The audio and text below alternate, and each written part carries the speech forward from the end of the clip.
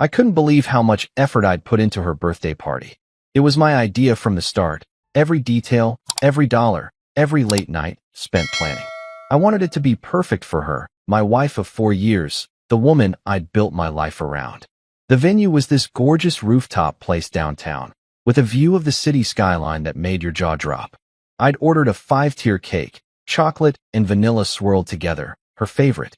There was a champagne tower, too, the kind you see in movies, with glasses stacked so high they sparkled under the twinkling lights I'd paid extra to have strung up. I even had flowers flown in from halfway across the world, orchids, bright and exotic, because she'd once said they were her dream bouquet. It cost me a fortune, but I didn't care. This was her night, and I wanted her to feel like the center of the universe. I stood there in my best suit, watching her laugh and mingle with our 60 guests, friends, family, people we'd known forever. I was proud. Tired, sure, but proud. She looked beautiful in the dress I'd picked out with her months ago, her hair catching the light just right. I thought, this is it. This is what marriage is about, making her happy. Then she grabbed the microphone. I figured she'd say something sweet, maybe thank me for pulling it all together. Instead, she raised her glass and started talking about Damian Rivera. My guiding light, she called him, her voice loud and clear over the hum of the crowd. The one who's been there for me through the toughest times. I stood there, frozen, my smile stuck on my face like it didn't know what else to do. Damian?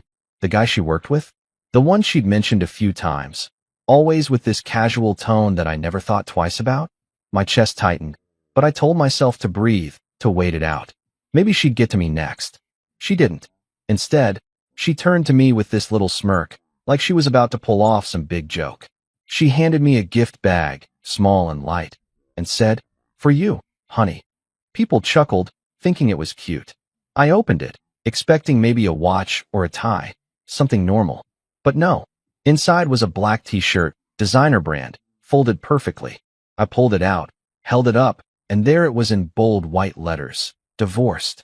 The crowd went quiet for a second, then a few nervous laughs broke through. She grinned like it was the funniest thing in the world, like she'd just won some comedy award. My hands shook as I stared at the word. Divorced. 4 years of marriage. All the sacrifices, all the nights I stayed up late paying bills or planning things like this. And she thought this was edgy? Funny? My throat burned. I felt every pair of eyes on me, waiting for my reaction. I could have yelled. I could have thrown the shirt in her face and stormed off right then. But I didn't. I set the bag down, reached into my pocket, and pulled out the Cartier bracelet I'd bought her as her real birthday gift. It was gold, sleek, expensive, something I'd saved up for because I knew she'd love it. I placed it on the table next to the cake, right where everyone could see it. No words. No fuss. I just turned and walked out. The air hit my face as I stepped outside, sharp and cold, but I didn't stop. I heard the chatter fade behind me, the clink of glasses, the hum of confusion. I kept walking, my shoes clicking against the pavement, my heart pounding so hard I thought it might break my ribs. I didn't know where I was going yet, but I knew one thing for sure. I wasn't going back in there. Not for her. Not for anyone. That t-shirt wasn't just a joke. It was a declaration. And I wasn't about to stand there and take it. The night air slapped me hard as I stepped out of that rooftop party, my tie flapping loose in the wind. I didn't even make it 10 steps before I stopped, my hands clenched into fists. I'd left the bracelet on the table, her birthday gift, the one I'd spent months picking out, the one I'd imagined her wearing with that big smile she used to give me. It was sitting there, abandoned, like some kind of trophy for her little stunt. And that t-shirt, divorced, kept flashing in my mind, those white letters burning holes into my skull. I couldn't leave it like that. I couldn't let her have the last word, not after she'd humiliated me in front of everyone we knew. So I turned around. My legs moved before my brain caught up, carrying me back through the glass doors, past the confused valet guy who'd barely opened his mouth to ask for my ticket. The party noise hit me again. Laughter, clinking glasses, some upbeat songs she'd picked for the playlist. I didn't look at anyone. Not her friends. Not mine. Not the waiters weaving through the crowd with trays of champagne. I marched straight to that table, the one with the cake and the flowers and the bracelet gleaming under the lights. She was still up front, chatting with Damian, her back to me, probably thinking I'd slink off like some wounded dog. I grabbed the bracelet, the cool metal slipping into my palm, and shoved it back into my pocket. No one said a word. A few heads turned, eyes wide, but nobody stopped me. Maybe they were too shocked. Maybe they didn't care. Either way, I was done. I walked out again, this time for good. The valet had my car ready by then. A black sedan I'd bought 2 years ago, one of the few things I'd insisted on keeping when she'd pushed for that overpriced SUV she wanted instead. I slid into the driver's seat, slammed the door, and just sat there for a minute, staring at the dashboard. My phone buzzed in my pocket. I ignored it. The engine hummed to life, and I pulled out onto the street, the city lights blurring past me like they didn't even matter. 5 minutes later, it started. The first call. My phone lit up on the passenger seat, her name glowing on the screen. I didn't pick up. It rang out, went silent, then lit up again. And again. By the time I hit the highway, it was nonstop, buzz after buzz, her name stacking up in missed call notifications. I glanced at it once, just long enough to see the number climb. 10 calls. 20. 50. I kept driving, the road stretching out dark and empty ahead of me. My hands gripped the wheel so tight my knuckles turned white. What did she want? To apologize? To laugh some more? To explain why she thought handing me that t-shirt in front of everyone was okay? I didn't care. Not anymore. The phone kept going, relentless, like she thought she could wear me down if she just tried hard enough. I pulled into my usual parking spot outside our apartment. No, my apartment now, and checked the screen. 157 missed calls. All from her. I turned the phone off, the silence hitting me like a wave. I sat there in the dark, the engine ticking as it cooled, and something clicked inside me. This wasn't just about the party. It wasn't just about walking out. That t-shirt, those calls, her thanking Damien instead of me, it was the end of us. For years of bending over backwards, of putting her first, of thinking if I just tried harder, she'd see me the way I saw her. And for what? To be the punchline of her big night? I grabbed my keys and stepped out, the cold biting at my face again. The apartment building loomed above me, quiet and familiar, but it didn't feel like home anymore. It felt like a shell, like something I'd outgrown without even realizing it. I didn't know what came next, where I'd go, what I'd do, but I knew one thing. I wasn't answering those calls. Not tonight. Not ever.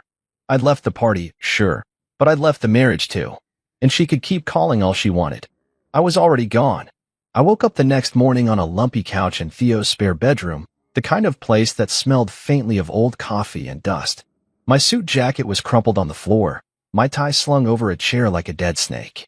I'd driven straight to his place last night after leaving the party, my phone still off, those 157 missed calls locked away in the dark. Theo didn't ask many questions when I showed up, just opened the door, handed me a beer, and let me crash. Now, sunlight crept through the blinds, slicing across the bare walls, and I lay there staring at the ceiling, trying to figure out what the hell had happened to my life. Theo shuffled in, his hair a mess, carrying 2 mugs of coffee. He set one on the table next to me, the steam curling up in lazy swirls, and sat down in an armchair that creaked under his weight. "You don't come back from something like that," he said, his voice low and certain, like he'd already thought it through. I didn't answer right away. I just took the coffee, the heat burning my fingers through the mug, and let his words sink in. He was right. I knew it the second she handed me that t-shirt, divorced, like it was some clever little gift. But it wasn't just the shirt. It was everything before it, all the pieces I'd ignored because I loved her, because I thought that's what you do when you're married. I sipped the coffee, bitter and strong, and my mind started replaying it all. The time she'd asked me to move cities for her job, promising it'd be worth it. I'd left a good gig behind, packed up our life, and followed her. Then there were the promotions I'd turned down because they'd mean less time at home, and she didn't like that.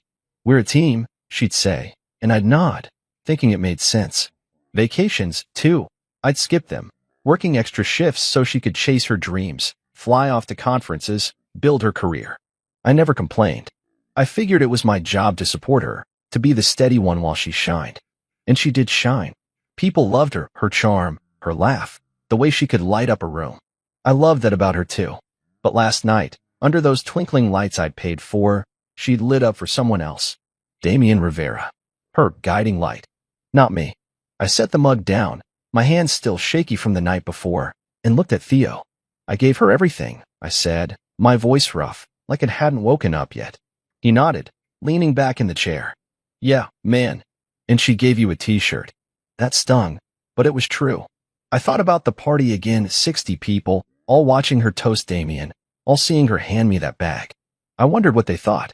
Did they laugh because they agreed with her? Did they feel sorry for me? Or did they just not care? I'd spent so long trying to make her happy, to make us work, and in one night, she'd turned me into a joke. The spare room felt smaller then, the walls pressing in, and I stood up, pacing to the window. Outside, the city was waking up, cars honking, people rushing to work. My life used to feel like that, busy, purposeful, moving forward. Now it was just me, standing still, holding a coffee mug and a bruised ego. Theo watched me, sipping his own drink, not pushing me to talk. He didn't have to. We'd been friends since college. He knew me better than most. What now? He asked finally, breaking the silence. I didn't have an answer. Not yet. But as I stared out at the skyline, something shifted. I wasn't the guy who waited around anymore, the one who nodded and smiled while she called the shots. That guy walked out last night.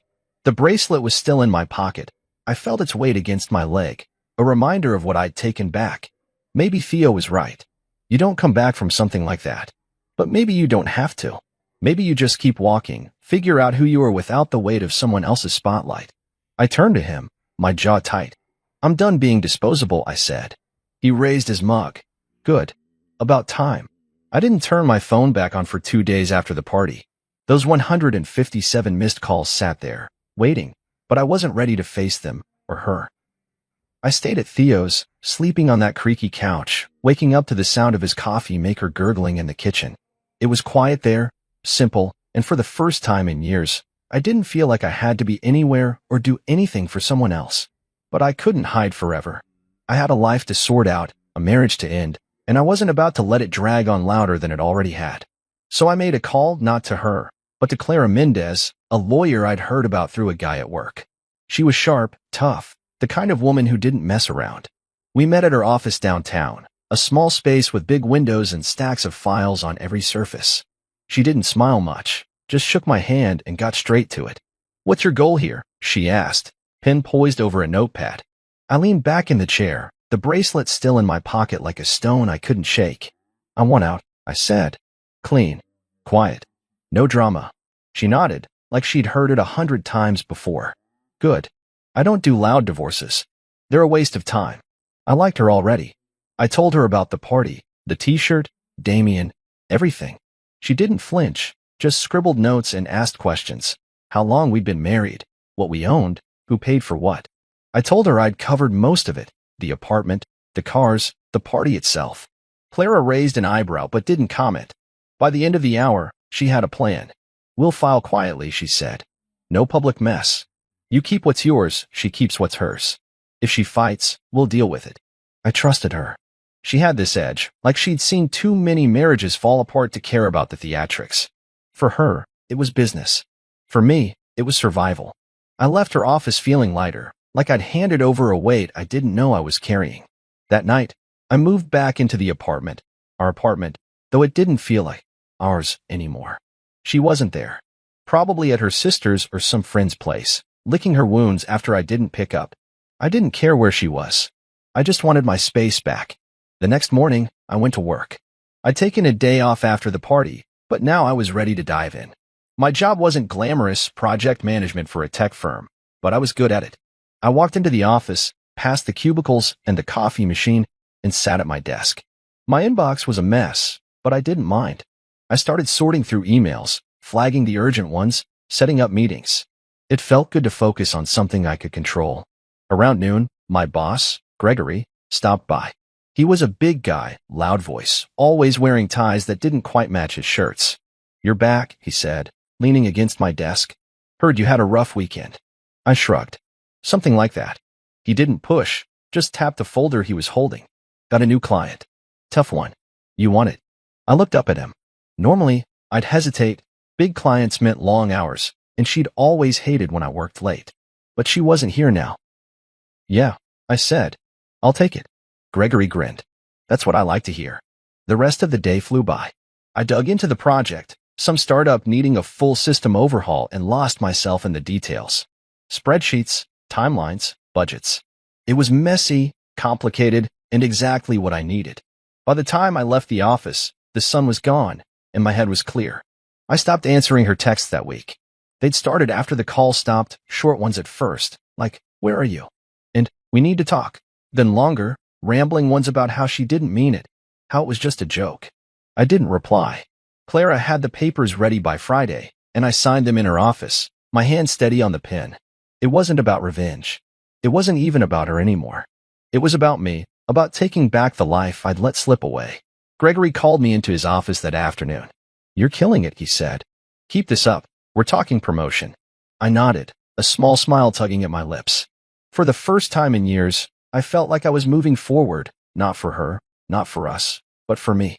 I started running every morning before the sun came up, when the city was still half asleep and the streets were mine. It wasn't something I'd planned. Just woke up one day at Theo's, my head buzzing with everything, and decided I needed to move. I pulled on an old pair of sneakers, a t-shirt, and some shorts I hadn't worn in years, and hit the pavement. The first mile was brutal. My lungs burned. My legs felt like lead, and I thought about turning back. But I didn't. I kept going, one step after another, the cold air biting at my face. By the time I got back to Theo's, sweat was dripping down my neck, and my chest heaved like I'd just fought a war. It hurt, but it felt good, like I was shaking off pieces of the man I used to be. I'd spent so long sitting still, waiting for her to notice me, to need me, that I'd forgotten what it felt like to push myself. After that, it became a routine. Up at 5, out the door by 5:15, running through the dark until the sky turned gray. Mile after mile, I shed the weight of it all, the party, the t-shirt, the years of saying yes when I should have said no. I moved out of Theo's that week, back into the apartment full-time. She still wasn't there, and I didn't ask where she'd gone. Clara had served her the divorce papers by then, so maybe she was hiding out, figuring out her next move. I didn't care. I started changing things, threw out the throw pillows she'd picked, the ones I'd always hated, and replaced them with a plain gray blanket. I rearranged the furniture, turned the living room into something that felt like mine. It wasn't just about the space, though. It was about me. I set up a corner by the window with a small desk, a lamp, and a stack of notebooks. I started writing things down, ideas, plans, stuff I'd always wanted to do but never had the time or guts for. Vision boards came next, pinned up on the wall with pictures of places I wanted to see, projects I wanted to tackle. I wasn't just rebuilding a room. I was rebuilding myself. Work got intense, but I loved it. The client Gregory gave me was a nightmare, demanding, picky, always changing their mind, but I handled it. Late nights at the office turned into early mornings running, then back to the desk with coffee in hand. I was tired, sure, but it was the good kind of tired, the kind that comes from doing something for yourself. One day, I got a call from Sasha, a kid I'd met at a networking event a year back. He was young, maybe 25, with big ideas and no clue how to make them happen. "I've got this startup," he said, his voice fast and excited. "Me and my buddy Omar. We need help." I met them at a diner downtown, the kind with sticky tables and waitresses who call you Han. Sasha had wild hair and a laptop covered in stickers. Omar was quieter, scribbling numbers on a napkin. They pitched me their idea, a delivery app for small businesses, something local, something real. It was rough, but it had potential. "I'm not a tech guy," I told them, "but I can get you organized. Set up a plan." They grinned like I just handed them $1,000,000. I started meeting them once a week, going over budgets, timelines, talking them through the chaos. It wasn't paid, but it didn't matter. It felt good to help, to build something from scratch. One night, after a long session with them, I sat at my desk in the apartment, staring at the vision board. There was a picture of a beach in Thailand, a skyscraper in New York, a sketch of a house I'd always wanted to own. I grabbed a pen and added something new. Invest in Sasha and Omar. It wasn't just about money. I wanted it on their dream, wanted to see it grow. The runs kept me sane. Every morning, I'd push a little harder, go a little farther. My body changed. My shoulders got broader, my legs stronger, but it was more than that. I stopped feeling like the guy who'd stood there holding that divorced t-shirt. I stopped waiting for her to call, to apologize, to make it right. She didn't matter anymore. The apartment wasn't a war room yet, but it was getting there: plans, ideas, a life I was making for him. I'd taken back the bracelet that night, but now I was taking back everything else. And it felt damn good. I was sitting in my office one afternoon, the sun slanting through the blinds, when my phone buzzed with a text from an old friend, Mark. He wasn't close to her, not really, but he ran in the same circles, so I figured he'd heard something. You okay, man? It read. Heard she's not doing so hot. I didn't reply right away. I leaned back in my chair, the hum of the office around me, phones ringing, keyboards clacking, and thought about it. Not doing so hot? Good. I didn't wish her harm, but I wasn't about to cry over her either. I'd been pouring everything into my own life lately. Work, running, Sasha, and Omar's startup, and I felt stronger than I had in years. If she was stumbling, that was on her. Mark texted again an hour later. Damien quit. She's scrambling at work. That got my attention. Damien Rivera, her guiding light, the guy she'd toasted at the party while I stood there like an idiot holding that T-shirt. He'd resigned? I didn't know the details, Mark didn't either. Just said it was sudden, but I could picture it. She'd leaned on him, built her whole image around him, and now he was gone. I didn't smile, but I didn't feel bad either. I went back to my spreadsheet, the numbers blurring for a second before I refocused. Work was my anchor now. Gregory had me leading 2 more projects, big ones, and the word promotion kept floating around. I stayed late that night, the office emptying out, just me and the glow of my computer screen. I liked the quiet. It gave me room to think. The next day, another friend, Lisa, called. She was closer to her, one of those mutual connections I hadn't cut off yet. She tried a podcast, Lisa said, her voice hesitant, like she wasn't sure I'd want to hear it. It tanked. 1 episode, and people hated it. I was driving home, the phone on speaker, the city lights streaking past. Huh, I said, keeping it short. Lisa kept going. She's posting online again too, trying to get her followers back, but it's not working. People keep bringing up the party. I gripped the wheel a little tighter. The party. That damn T-shirt. I didn't say much, just let Lisa talk until she trailed off. Thanks for the update, I said, and hung up. I didn't need to hear more. She was falling apart, piece by piece, and I wasn't surprised. She'd always been good at shining when things were easy, when someone else, me, Damien, whoever, was holding her up. Now the props were gone, and she didn't know how to stand. Meanwhile, my life was taking off. Gregory called me into his office a week later, slapped a folder on his desk, and said, "You're speaking at a seminar next month. Local business thing. They asked for you." I blinked. Me. He laughed, that big, booming sound of his. "Yeah, you. You're killing it lately. People notice." I walked out of there feeling 10 feet tall. A seminar wasn't huge, but it was mine, something I'd earned. Then came the big one. An email landed in my inbox from a guy I'd met at a conference years back, some hotshot professor type. "We're hosting a business summit in Dubai," it said. "Love for you to guest lecture. Your name's been coming up." Dubai. I stared at the screen, the words sinking in. I'd gone from the guy who paid for her party to the guy getting invites halfway across the world. I said yes, obviously. That night, I met Sasha and Omar at the diner again. Their app was moving slow, messy, but moving, and I'd put some money in, a small chunk from my savings. "You're like our secret weapon," Sasha said, grinning over his fries. Omar nodded, quieter but just as excited. I felt useful, needed, in a way I hadn't with her. Back at the apartment, I added Dubai to my vision board, right next to Thailand and the house sketch. The runs kept me steady, every morning, pounding the pavement, my breath fogging in the cool air. I was up to 6 miles now, my body leaner, my mind sharper. She was fading, her job, her podcast, her online clout, and I was rising. Seminars, lectures, startups. The world that used to spin around her was turning toward me, and I wasn't looking back. I didn't hate her. I didn't even think about her much. But knowing she was struggling while I was climbing, that felt like justice, quiet and clean, the kind I didn't have to fight for. I was sorting through some old files in the apartment one evening, the lamp casting a warm glow over my desk, when I found it, an envelope tucked between a stack of tax returns and some random receipts. It wasn't from Clara or anything official. It was handwritten, her familiar loopy script spelling out my name on the front. I froze for a second, my fingers hovering over it. I hadn't heard from her in weeks, not since the text stopped and the divorce papers were signed. Part of me wanted to toss it straight into the trash, unopened, but curiosity got the better of me.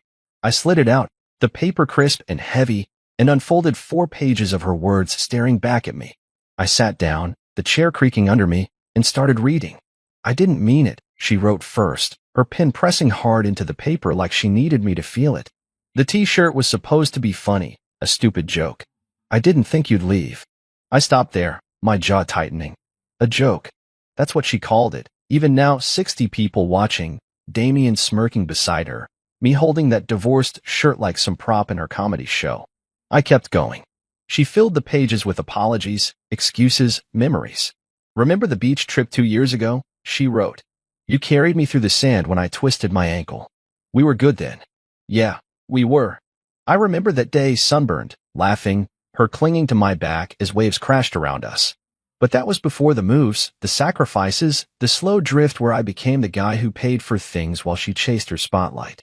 She went on, her tone shifting, softer. I miss you. I didn't realize how much I needed you until you were gone. I set the letter down for a minute, staring at the wall. Needed me? She needed me to plan her party, to fund her dreams, to stand there while she thanked Damien. But me, the real me, not the husband who said yes to everything. She hadn't needed that guy in a long time. I picked it back up, flipping to the last page. I'm sorry, she wrote, over and over, like a chant. I messed up. I want to fix it. Fix it. I almost laughed. What was there to fix?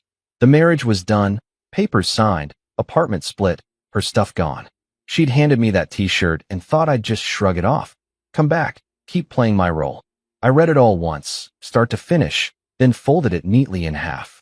I didn't rip it up or burn it like some dramatic movie scene.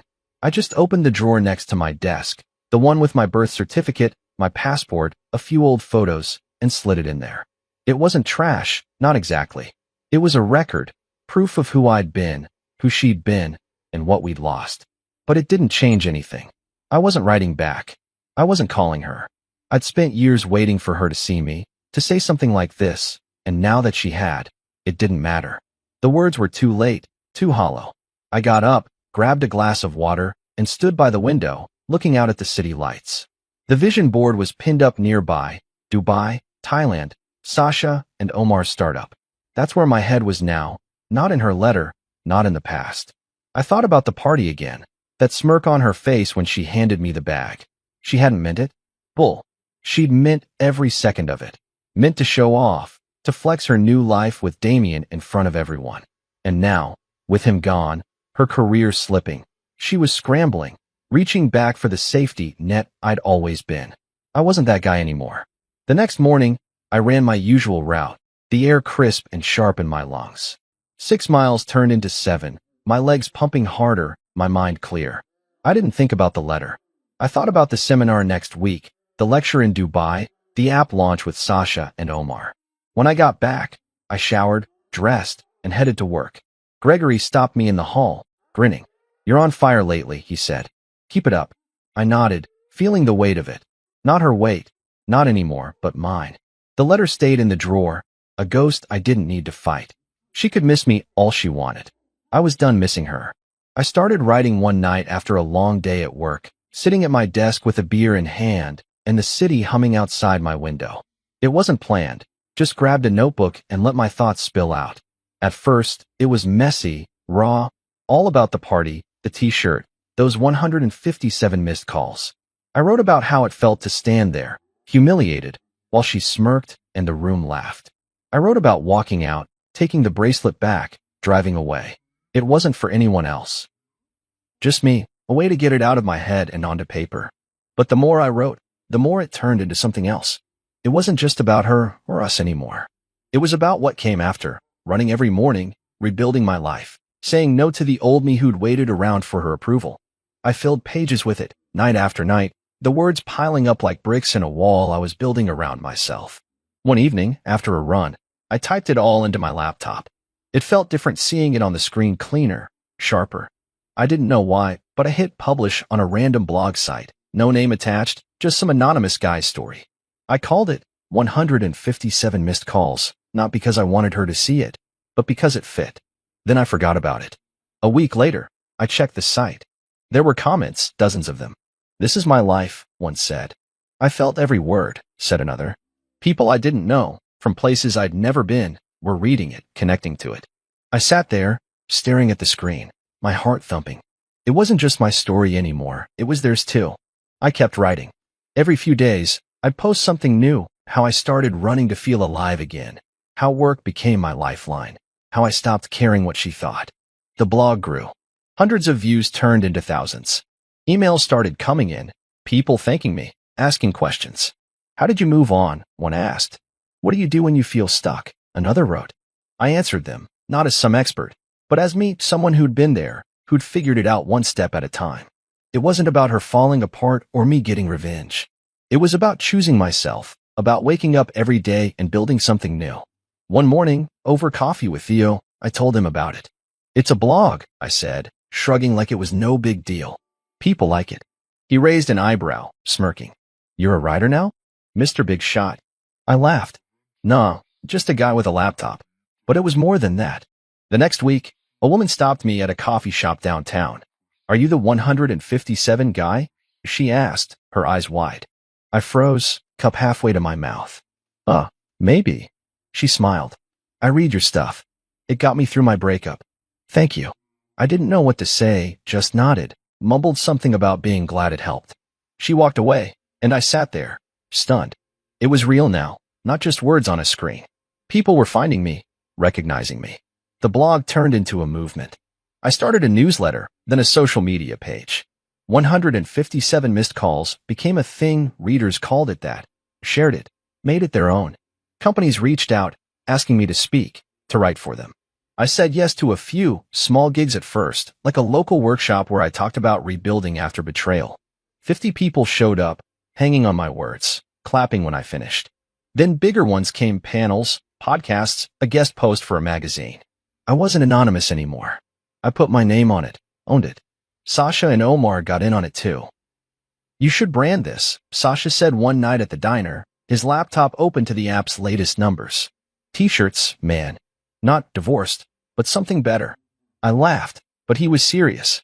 We tossed ideas around, and I liked it, not for money, but for meaning. Rebuilt, I said finally. That's the word. They nodded, and a week later, I had a prototype, a black shirt, simple white letters, rebuilt. It wasn't about her. It was about me, about everyone who'd read the blog and found their way back. The movement grew, and I grew with it. I wasn't just the guy who walked out anymore. I was the guy who kept going. It was pouring rain one evening when I heard the knock on my apartment door. I was in the middle of tuning my guitar, something I'd picked up again after years of letting it gather dust.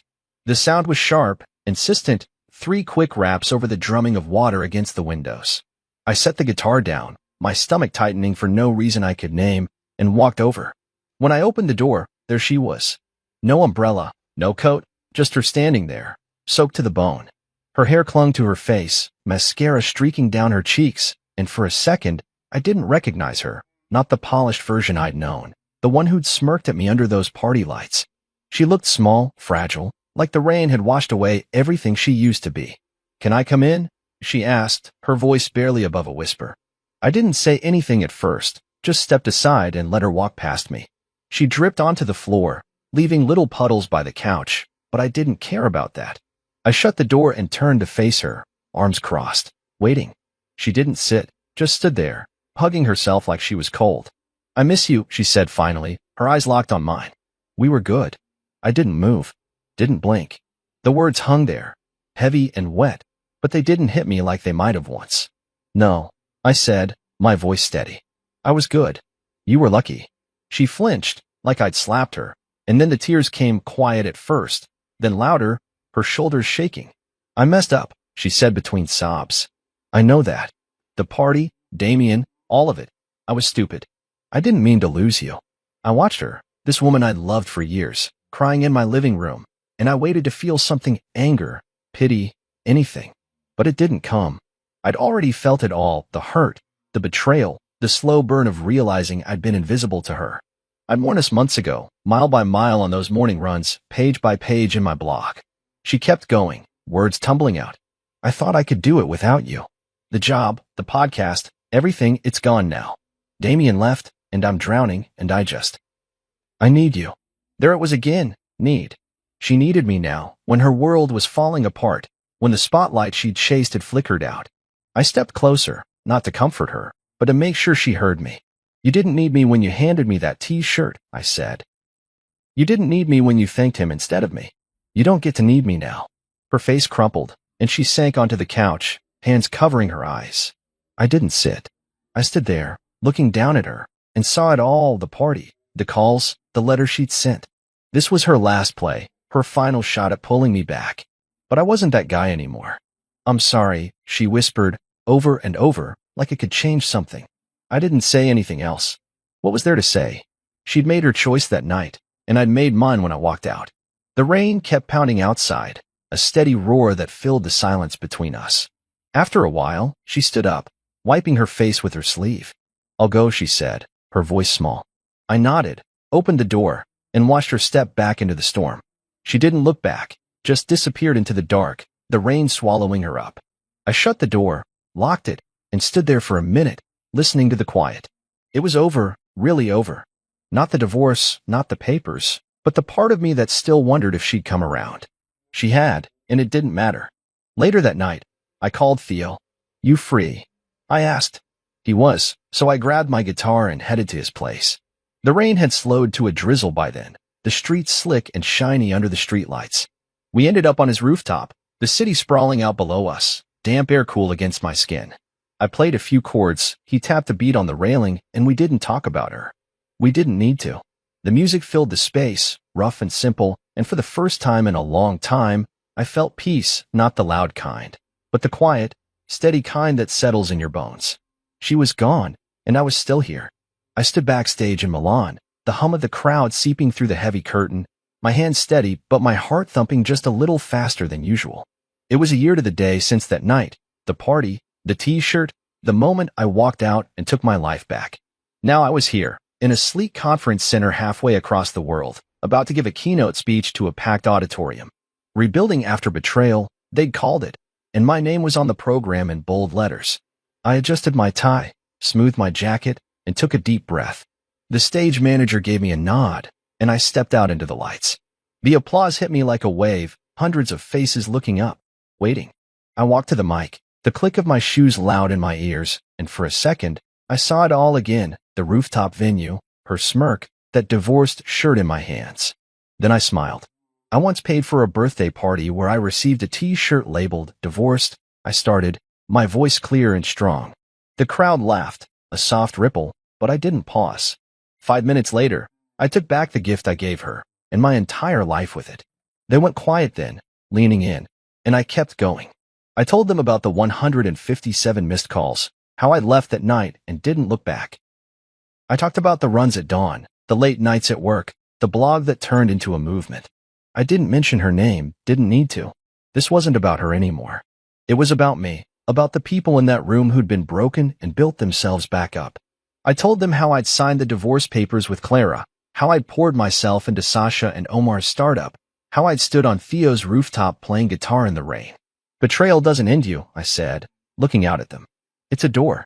You decide if you walk through it." The words flowed, easy and true, and when I finished, the applause roared, loud, long, thundering through the hall. I stepped back, my chest tight but not with pain, with something else, pride, maybe, or just the weight of knowing I'd made it.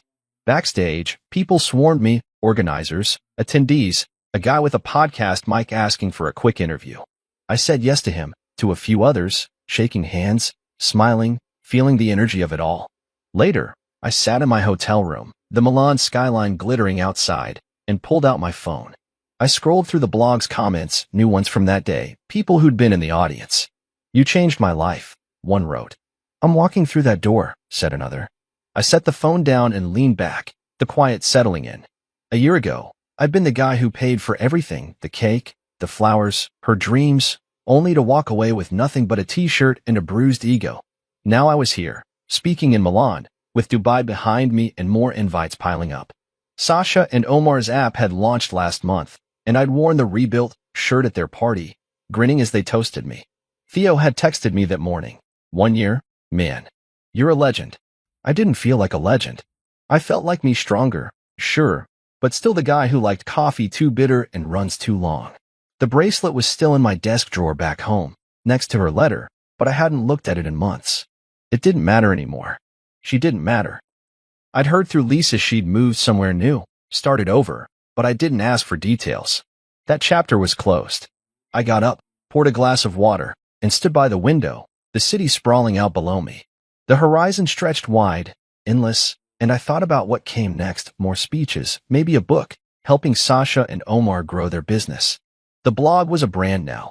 157 missed calls, a rallying cry for people like me who'd turned pain into power. I'd answered one call that night, the one I made to myself when I walked away. It wasn't about revenge, never had been.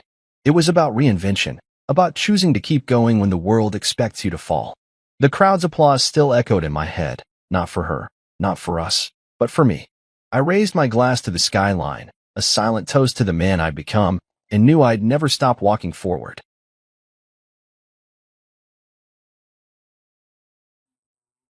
I was cleaning my garage when a police officer knocked on my door.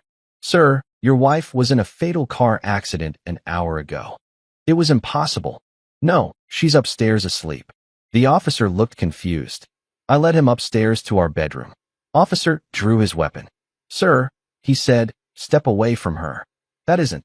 So there I was, elbow deep in my garage sanctuary, wrestling with the guts of my '98 Camaro like some grease-stained suburban warrior. The engine had been giving me grief all week, sputtering and wheezing like my old man after his third pack of Marlboros. But hey, at least car problems make sense. You diagnose the issue, you fix it, and boom, problem solved. If only life worked that way, right? The radio was blasting some classic rock garbage that made me feel younger than my 42 years, and I was actually enjoying myself for once. No office politics, no client complaints, no Marissa nagging me about tracking oil through the house. Just me, my tools, and the satisfying challenge of bringing something broken back to life. Call it therapy for guys who refuse to admit they need therapy. Then came the knock. Not the friendly, "Hey neighbor, got a beer?" kind of knock. This was the official, "Your life's about to get royally screwed" variety. 3 sharp raps that cut through my metallic-induced haze like a machete through butter. I wiped my hands on an old rag that had seen better decades and trudged to the door, already annoyed at whatever Girl Scout or Jehovah's Witness was about to waste my Saturday afternoon. But it wasn't a kid peddling cookies or salvation. Standing on my doorstep was Officer Bruce Jackson, looking like he'd rather be anywhere else on planet Earth. The guy was built like a linebacker, but carried himself with the weight of bad news. His uniform was soaked from the October rain that had been hammering our little slice of suburbia all day, and his hat sat in his hands like he was attending a funeral. Which, as it turned out, he basically was. "Sir," he started, and already I didn't like where this was heading. "Cops don't show up at your door on Saturday to tell you you've won the lottery. Are you David Mercer?" "Depends who's asking." I shot back, because being a smartass is apparently my default setting when I'm nervous. "But yeah, that's me. What's this about, officer?" Jackson cleared his throat and looked me dead in the eye with the kind of expression they probably teach at cop school, somewhere between sympathetic and professional, like he was reading from a script he'd memorized but hoped he'd never have to use. "Sir, I'm afraid I have some difficult news. Your wife, Marissa Mercer, was involved in a fatal car accident approximately an hour ago." The words hit me like a sledgehammer to the chest. Fatal accident. Marissa. My brain tried to process this information, but it felt like trying to solve calculus while drunk. For a moment, the world went completely silent except for the sound of rain hitting the pavement and my own heartbeat doing a drum solo in my ears. Then I did something that probably seemed completely insane to Officer Jackson. I laughed. Not a happy laugh, mind you, but one of those bitter, incredulous sounds that bubbles up when reality decides to take a hard left turn into crazy town. "No," I said, shaking my head like a dog trying to get water out of its ears. "No, that's impossible. You've got the wrong guy, wrong house, wrong universe maybe. Marissa's upstairs asleep. She's been battling a headache all day and went to bed early." The confusion that spread across Jackson's face should have been my first clue that something was seriously off in Denmark. Cops deal with denial all the time. They're probably used to people refusing to accept bad news. But this wasn't denial confusion. This was, "What the hell is this guy talking about" confusion. "Sir," he said slowly, like he was talking to someone who might be having a mental breakdown, "we have positive identification. The vehicle was registered to Marissa Mercer at this address. We found her purse, her driver's license." "Then you found the wrong purse," I interrupted, already heading toward the stairs. "Come on, I'll show you. She's right upstairs, probably wondering why we're making so much noise." Jackson followed me, his hand instinctively moving to rest near his service weapon, a detail that should have sent up more red flags than a communist parade, but I was too focused on proving him wrong to notice. We climbed the stairs to the master bedroom, and I called out like I had 1,000 times before. "Marissa, honey, there's someone here who thinks you're dead. Come tell this nice officer how very much alive you are." I pushed open the bedroom door with the confidence of a man who was absolutely certain he was about to make a cop look like an idiot. The room was dark, curtains drawn against the gray afternoon light, but I could see the familiar shape under the covers. Blonde hair fanned across the pillow, just like always. My wife, my Marissa, exactly where I'd left her. "See," I said triumphantly, reaching for the bedside lamp. One very much alive. The light clicked on, and Officer Jackson's entire body went rigid. His hand moved to his gun with the kind of speed that suggested years of training and several close calls with danger. "Sir," he said in a voice that had gone from sympathetic to deadly serious in about half a second, "step away from the bed." "Now." What? But even as I asked the question, my brain was starting to catch up with what my eyes were seeing. Something was wrong. Very, very wrong. The hair was right, the clothes looked familiar, but there was something off about the way the body lay there. Too still. Too perfect. That isn't a person, Mr. Mercer," Jackson said, his weapon now partially drawn. "That's a mannequin." My stomach dropped somewhere into the vicinity of my shoes. A mannequin. Not my wife. Not a person at all. Just a department store dummy dressed up in Marissa's clothes, wearing her jewelry, positioned in our bed like some sick joke. For a moment that felt like a century, I just stood there staring at this thing that had fooled me completely. The makeup was perfect, the wig was Marissa's exact shade of blonde, even down to the little curl she always got behind her left ear. Someone had gone to incredible lengths to create this illusion. But why? "Mr. Mercer," Jackson's voice cut through my shock. "I'm going to need you to explain what's going on here. Where is your wife?" That's when it hit me. The realization that made my blood run colder than a Minnesota winter. This wasn't some random coincidence. This wasn't grief making me hallucinate. Someone had planned this. Someone had carefully, deliberately set up this elaborate charade. Someone wanted me to believe Marissa was both dead and alive simultaneously. I thought back to this morning, to Marissa kissing me goodbye before I headed to the garage. Her lips had been cold, I remembered now. Unusually cold. And she'd seemed distant, distracted. She'd claimed she had a headache and was going to rest, but looking back, there had been something else in her eyes. Something that looked almost like guilt? I don't know. I whispered, and for the first time in my adult life, I meant it completely. I honestly don't know where my wife is. Outside, I could see my neighbor Tom Redding pretending to rake leaves while obviously straining to hear every word. The whole neighborhood would be buzzing about this within the hour. David Mercer, whose wife died in a car accident, but was also sleeping upstairs as a mannequin. It sounded like the setup to a really twisted joke, except nobody was laughing. Jackson was talking into his radio, calling for backup and crime scene techs, but his words sounded like they were coming from underwater. My world had just been flipped upside down and shaken like a snow globe, and I was still trying to figure out which way was up. But even in my shock, one thought kept hammering at my brain like a persistent headache. This level of planning, this attention to detail, this elaborate setup, it wasn't the work of some random psychopath. This was personal. This was someone who knew me, knew Marissa, knew our routines and our house, and exactly how to make me look like either a victim or a suspect. Someone had set the stage for the performance of a lifetime, and I was standing right in the middle of it, not knowing if I was supposed to be the hero, the villain, or just another prop in someone else's twisted game. The rain kept falling outside, washing away whatever evidence might have been there, and I stood in my bedroom staring at a fake version of my wife while trying to figure out where the real one had gone and why she'd left a mannequin in her place. Welcome to the worst Saturday of my life. Let me tell you something about mannequins. They're creepy as hell under the best circumstances. Stick one in a department store window wearing the latest fall fashion, and it's just another part of the retail landscape. But dress one up in your wife's favorite pajamas, complete with her wedding ring and that little scar on the wrist from when she tried to cook Thanksgiving dinner in 2018, and suddenly you're living in a Stephen King novel.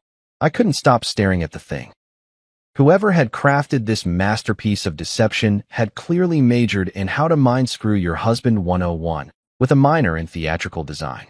The attention to detail was absolutely insane, and I mean certifiably, straitjacket-worthy insane. They'd even painted a tiny beauty mark on the left shoulder, the one Marissa always complained about, but I'd always found adorable. For about 30 seconds there, I'd been completely fooled.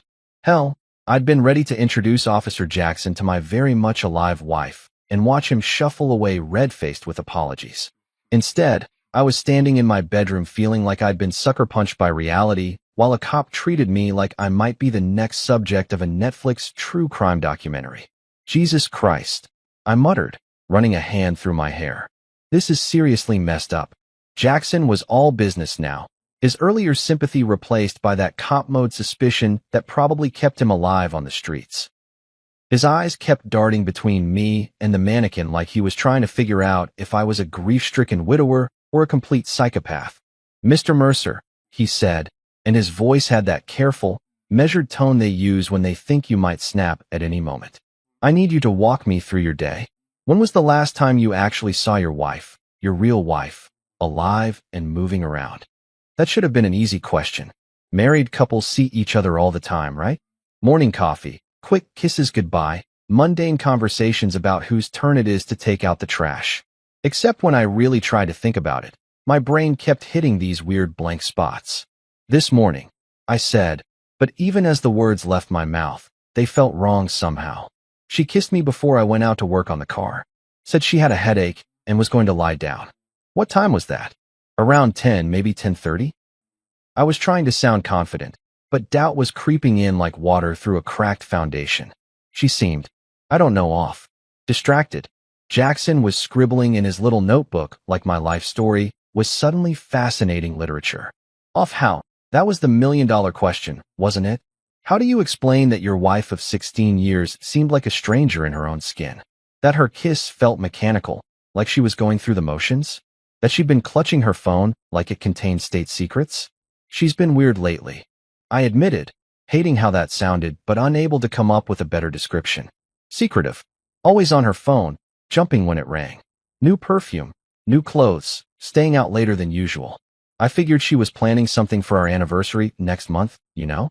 Maybe a surprise trip or something. The look on Jackson's face suggested he was thinking about entirely different kinds of surprises. The kind that involved divorce lawyers and private investigators, not romantic getaways. Any marital problems, Mr. Mercer? Financial troubles? Anyone who might want to hurt either of you? Standard questions, I guess, but they hit uncomfortably close to home. Our marriage had been, well, let's just say we weren't exactly poster children for wedded bliss lately. The spark had dimmed somewhere between the mortgage payments and the routine of middle-aged suburban life. We'd become roommates more than lovers, two people sharing space and bills, but not much else.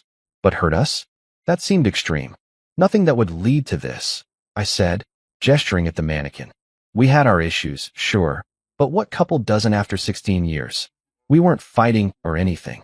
Just coasting, I guess.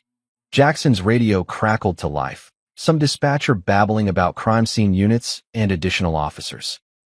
The cavalry was coming, which meant my house was about to become Grand Central Station for every cop, detective, and forensics nerd in the county. That's when I noticed Tom Redding had abandoned all pretense of yard work and was standing at the edge of my property with his phone out, probably live streaming the whole drama to Facebook. Nothing like a good neighborhood scandal to spice up a boring Saturday, right? Wonderful, I muttered. The vultures are gathering. Jackson followed my gaze and nodded grimly. We'll need to canvass the neighborhood anyway. Someone might have seen something unusual. Unusual? Yeah, because my life hadn't crossed that line about 20 minutes ago. As we waited for backup, I found myself studying the mannequin more closely, looking for clues about who might have created this elaborate fake-out. The craftsmanship was professional. This wasn't some Halloween store dummy dressed up for kicks. Someone with serious skills had put this together. The jewelry, I said suddenly. That's Marissa's actual jewelry. The wedding ring, that bracelet I got her last Christmas, even those little diamond earrings she wears every day. Jackson perked up. You're sure? Positive. I should know. I paid for most of it. I leaned closer, being careful not to actually touch anything. which means whoever did this had access to her personal belongings. They didn't just study her from a distance. They got close enough to take her things. Or she gave them willingly, whispered a nasty little voice in the back of my head. Maybe this wasn't some stranger's elaborate scheme. Maybe this was an inside job. The sound of sirens was getting closer, and I could see neighbors starting to emerge from their houses like prairie dogs sensing drama. Mrs. Henderson from across the street was pretending to water plants that had been dead since July, while the college kids next door had abandoned their perpetual video game marathon to gawk from their front porch. Mr. Mercer, Jackson said, I have to ask, do you have somewhere you can stay tonight? Family, friends? This house is going to be a crime scene for a while. Crime scene. The words hit me like a slap. My home, the place where Marissa and I had built our life together, was now officially a crime scene. Yellow tape and fingerprint powder and strangers trampling through our private spaces, looking for clues to a mystery I didn't even understand yet. My brother, I said automatically.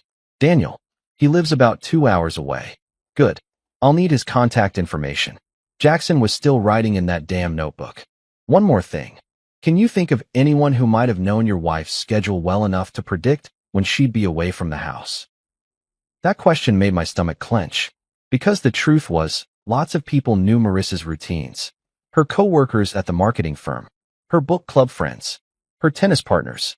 Hell, even Tom Redding probably knew more about our comings and goings than I did, considering how much time he spent lurking around his front yard.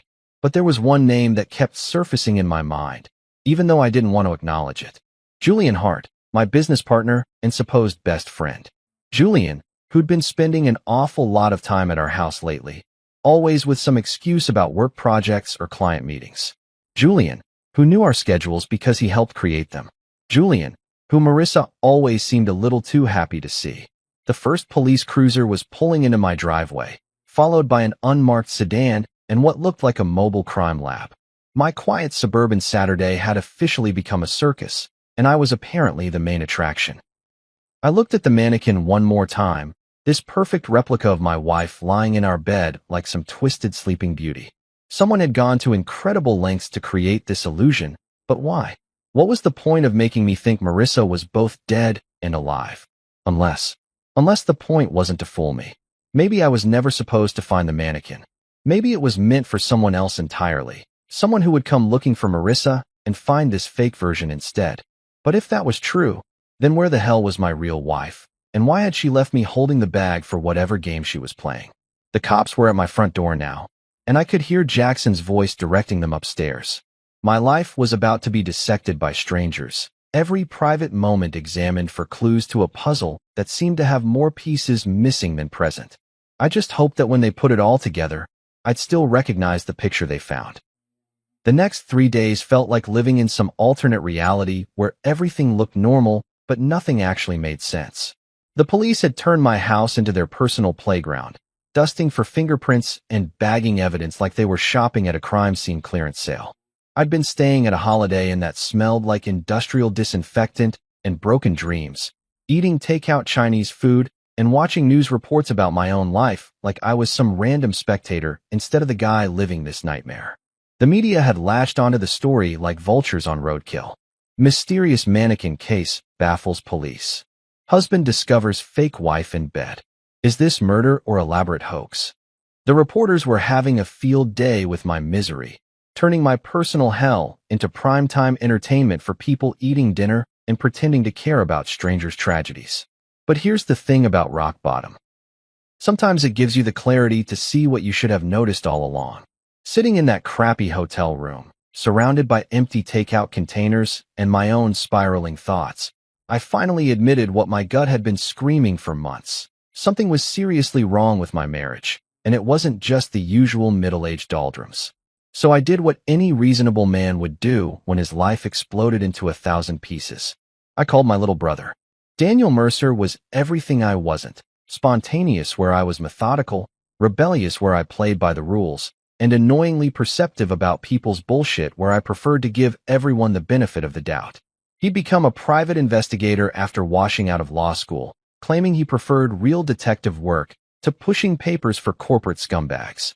We hadn't talked much lately, mainly because he'd spent our last Conversation telling me I was drowning in suburban mediocrity and needed to wake up before life passed me by. Turned out the little bastard might have been onto something. David. His voice sounded surprised when he picked up. Jesus, I heard about Marissa on the news. Are you okay? Define okay, I said, staring at the water stain on the hotel ceiling that looked disturbingly like a map of my current mental state.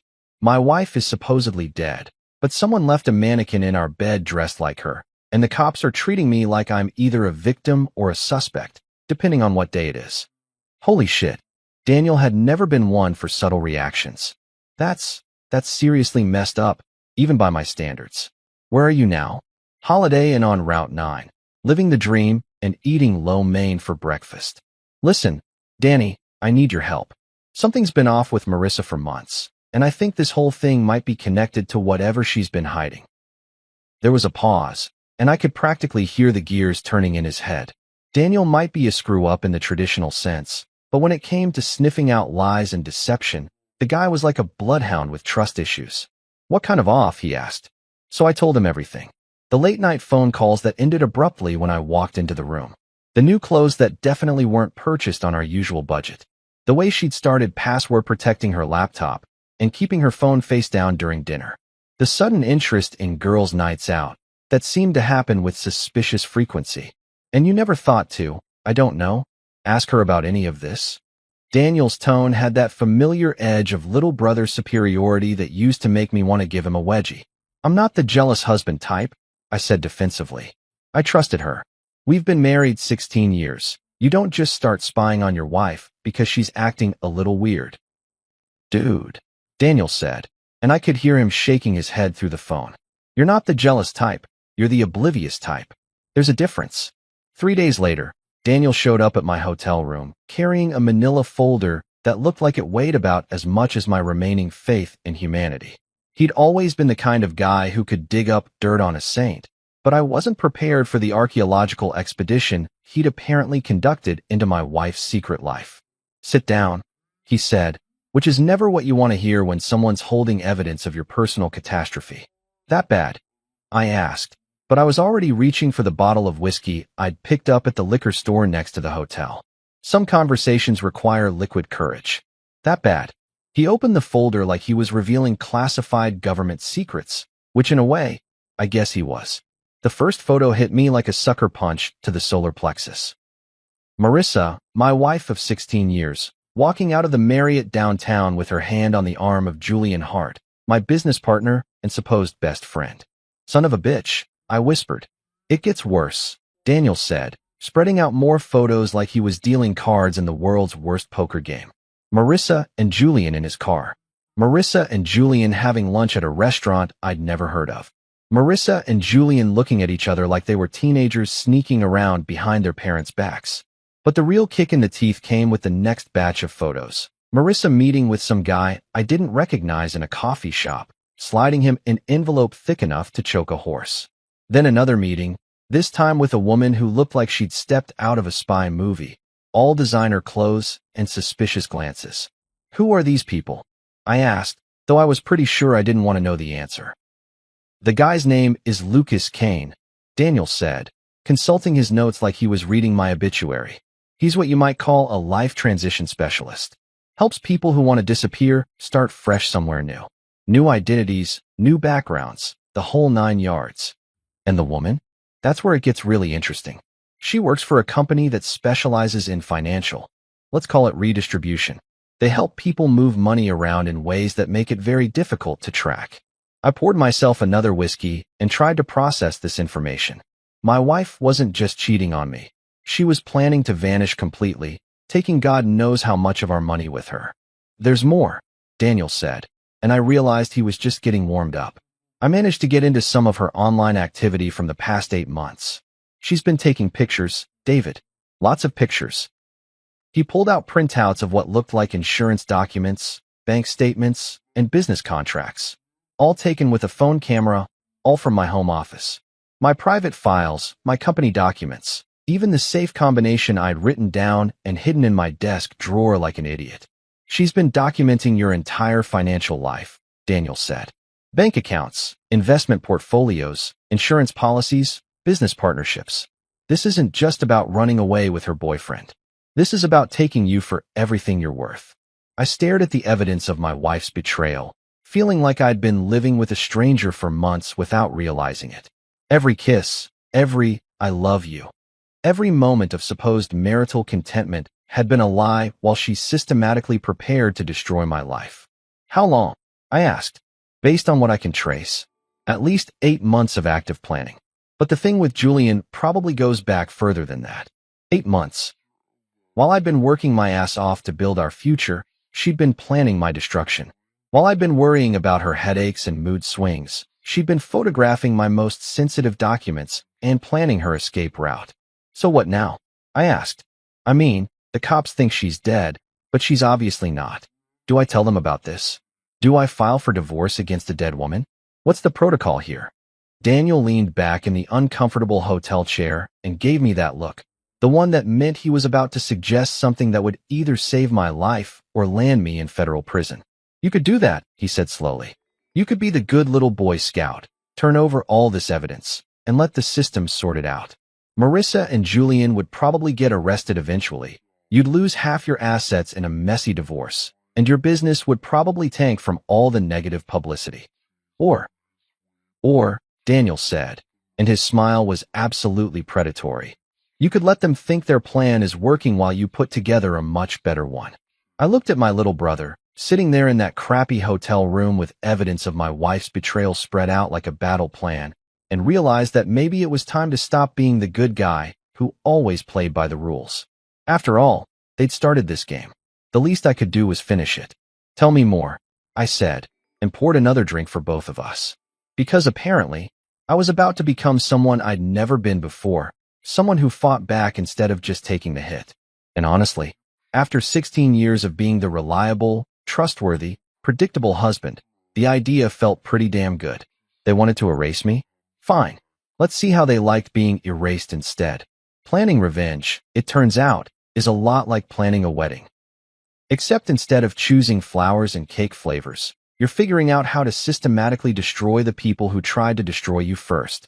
And let me tell you, I was about to throw the wedding of the century. The beauty of Marissa and Julian's plan was also its fatal flaw. It relied entirely on me being the same trusting, oblivious schmuck I'd been for the past 16 years. They'd counted on me playing the grieving widower while they disappeared into their new life with my money, never suspecting that good old reliable David might actually have some teeth hidden behind all that suburban niceness. Well, surprise, motherfuckers. Turns out the family dog can bite when you corner him. Daniel and I spent the next week holed up in that hotel room like a couple of conspiracy theorists, mapping out every detail of their scheme and figuring out how to turn it inside out. The plan that emerged was beautiful in its simplicity. If Marissa wanted to fake her death, I'd let her. Hell, I'd help her. The only difference was that her new life wouldn't be quite the tropical paradise she was expecting. First, I needed someone to play the corpse. That's where Riley Ward came in, a favor I'd been saving for years without knowing it. Riley was former military, the kind of woman who could disarm a bomb or perform field surgery with equal competence, and she owed me big time for helping her get her security contractor business off the ground when she left the service. More importantly, she had the kind of moral flexibility that made her perfect for what I had in mind. You want me to what now? Riley asked when I called her with my proposition. Even over the phone, I could hear the amusement in her voice. She'd always appreciated a good con job. Play dead, I repeated. One car accident, very convincing, very final. You'd be the body they find in the wreckage instead of Marissa. And your actual wife won't be quite as dead as she's hoping to be. There was a pause, then Riley's characteristic laugh, the sound of someone who'd seen enough real combat to find civilian problems entertainingly absurd. This is the most fucked up favor anyone's ever asked me for. I love it. When do we start? While Riley handled the theatrical side of things, I turned my attention to home renovations. Amazing what you can accomplish with a little creativity, some soundproofing materials, and 16 years of accumulated knowledge about your house's quirks. The basement had always been my domain anyway. Marissa hated going down there, claiming it was too dark and creepy. Perfect. I built her a little apartment down there, complete with bathroom facilities, a comfortable bed, and even a flat-screen TV. Call it a subterranean bed and breakfast, except the checkout time was entirely up to me. The soundproofing was professional grade. Couldn't have the neighbors getting curious about any unusual noises, after all. But the real masterstroke was flipping Lucas Kane, their so-called life transition specialist. Turns out Mr. Kane had some interesting tax issues with the federal government, and a few phone calls to the right people made him very eager to discuss alternative employment opportunities. Funny how quickly a man's loyalty shifts when he's looking at potential jail time. Your wife and her boyfriend are planning something big, Kane told me during our clandestine meeting at a truck stop outside town. He looked like the kind of guy who sold fake IDs to college kids, which wasn't far from the truth. They want to accelerate the timeline. Something about you getting suspicious. How accelerated? This weekend. The accident's supposed to happen Saturday afternoon on Route 116, that stretch with all the curves. Your wife will be driving to visit her sister in Albany. I almost laughed. Marissa's sister lived in Phoenix and hadn't spoken to her in 3 years. If I'd been paying attention, that alibi alone would have blown their whole scheme. And after the accident, I pick up the real package from a rendezvous point about 5 miles from the crash site. Then it's new identities and a trip to Costa Rica, where your business partner has been setting up some very nice offshore accounts. Not anymore, I said, sliding him a new envelope thick with cash. Here's what's actually going to happen. Saturday morning arrived gray and drizzly, perfect weather for a tragic accident. I spent the morning in the garage again, just like the week before, except this time I wasn't working on the car. I was waiting for the phone call that would tell me the show had begun. The call came at 2:47 p.m. Officer Jackson's voice was appropriately somber as he delivered the news I'd been expecting. Mr. Mercer? I'm afraid I have some difficult news about your wife. I played my part perfectly, rushing to the hospital, demanding to see the body, breaking down in controlled grief when they told me the remains were too badly damaged for viewing. Riley had done her job beautifully. The accident looked absolutely convincing, complete with Marissa's purse and jewelry scattered around the wreckage. The dental records would match because we'd made sure they would. Meanwhile, about 30 miles away, Lucas Kane was picking up a very different package than he'd been expecting. Instead of my conscious, eager to escape wife, he found Marissa unconscious in the back of his van, courtesy of some pharmaceuticals Riley had provided. By the time my dear wife woke up, she'd already been delivered to her new home, my custom-built basement suite. The beauty of the whole operation was its symmetry. Marissa had wanted to disappear, to erase herself from our life, and start fresh somewhere else. Well, congratulations, honey, mission accomplished. She was now officially dead to the world, exactly as she'd planned. The only difference was that her new world was a 10-by-12 room beneath the house, where she'd spent 16 years lying to me. Julian, of course, was frantically trying to reach both Marissa and Kane, not knowing that one was legally dead and the other was now working for me. I could picture him pacing around his apartment, checking his phone every 30 seconds, wondering why his carefully orchestrated plan seemed to be falling apart. Poor Julian. He was about to discover that some people are much better at playing chess than others realize. The funeral was scheduled for Thursday, a closed casket affair, naturally, given the condition of the body. I'd already started receiving casseroles from well-meaning neighbors and condolence cards from people I barely knew. The whole neighborhood was rallying around the poor widower, offering support and sympathy for my tragic loss. If they only knew that my dead wife was currently sitting in my basement watching her own memorial service on closed-circuit television, they might have been a little less generous with their tuna noodle casseroles. But that was the beautiful thing about small-town life. People saw what they expected to see. A grieving husband getting support from his community. A tragic accident that claimed a young woman's life. A neighborhood coming together in the face of loss. They didn't see the security cameras I'd installed throughout the house, or the reinforced steel door I'd put in the basement, or the way I smiled just a little too broadly when people offered their condolences. They certainly didn't see Marissa, very much alive and finally getting a taste of what it felt like to be trapped in someone else's plan. The game was just beginning, and for the first time in months, I was the one holding all the cards. Marissa had wanted to play dead? Fine. Now she could find out exactly what that felt like, permanently. After all, she'd made her choice when she decided to erase me from her life. Now I was simply returning the favor, with interest. "Welcome to your new life, darling. I hope you enjoy the accommodations." There's something deeply satisfying about watching someone's world collapse in real time, especially when that someone spent months planning your destruction. Call it karma, call it justice, or just call it good old-fashioned revenge. Whatever you want to label it. I was enjoying every second of Marissa's slow realization that her brilliant escape plan had turned into her worst nightmare. She woke up around 6 in the evening, about 4 hours after Kane delivered her to my custom-built hospitality suite. I'd been monitoring her through the security cameras I'd installed, watching her sleep with the kind of peaceful expression she hadn't worn around me in months. Funny how relaxed people look when they think they're about to get everything they want. The first thing she did was call out for Julian, which told me everything I needed to know about who she'd been thinking about during those last conscious moments. Not her husband of 16 years, not the life she was leaving behind, but her new boyfriend and their shiny future together. Well, honey, that future just got a serious revision. When she finally opened her eyes and took in her surroundings, the confusion on her face was absolutely priceless. This clearly wasn't the safe house or private jet she'd been expecting. Instead of tropical beaches and offshore bank accounts, she found herself in a windowless room with cement walls, tasteful lighting, and all the charm of a high-end prison cell. "What the hell?" she whispered, struggling to sit up on the bed I'd so thoughtfully provided. The drugs were still working their way out of her system, making her movements sluggish and uncoordinated. I let her marinate in confusion for a few more minutes before activating the intercom system. No point in rushing the big reveal. I'd waited months for this moment, and I intended to savor it properly.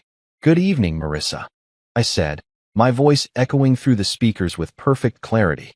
"I hope you slept well. You're going to need your energy for what comes next." The way her head snapped up toward the sound was like watching a deer realize it's wandered into a hunter's crosshairs. Her eyes darted around the room, searching for the source of my voice, finally settling on the camera mounted discreetly in the corner. "David."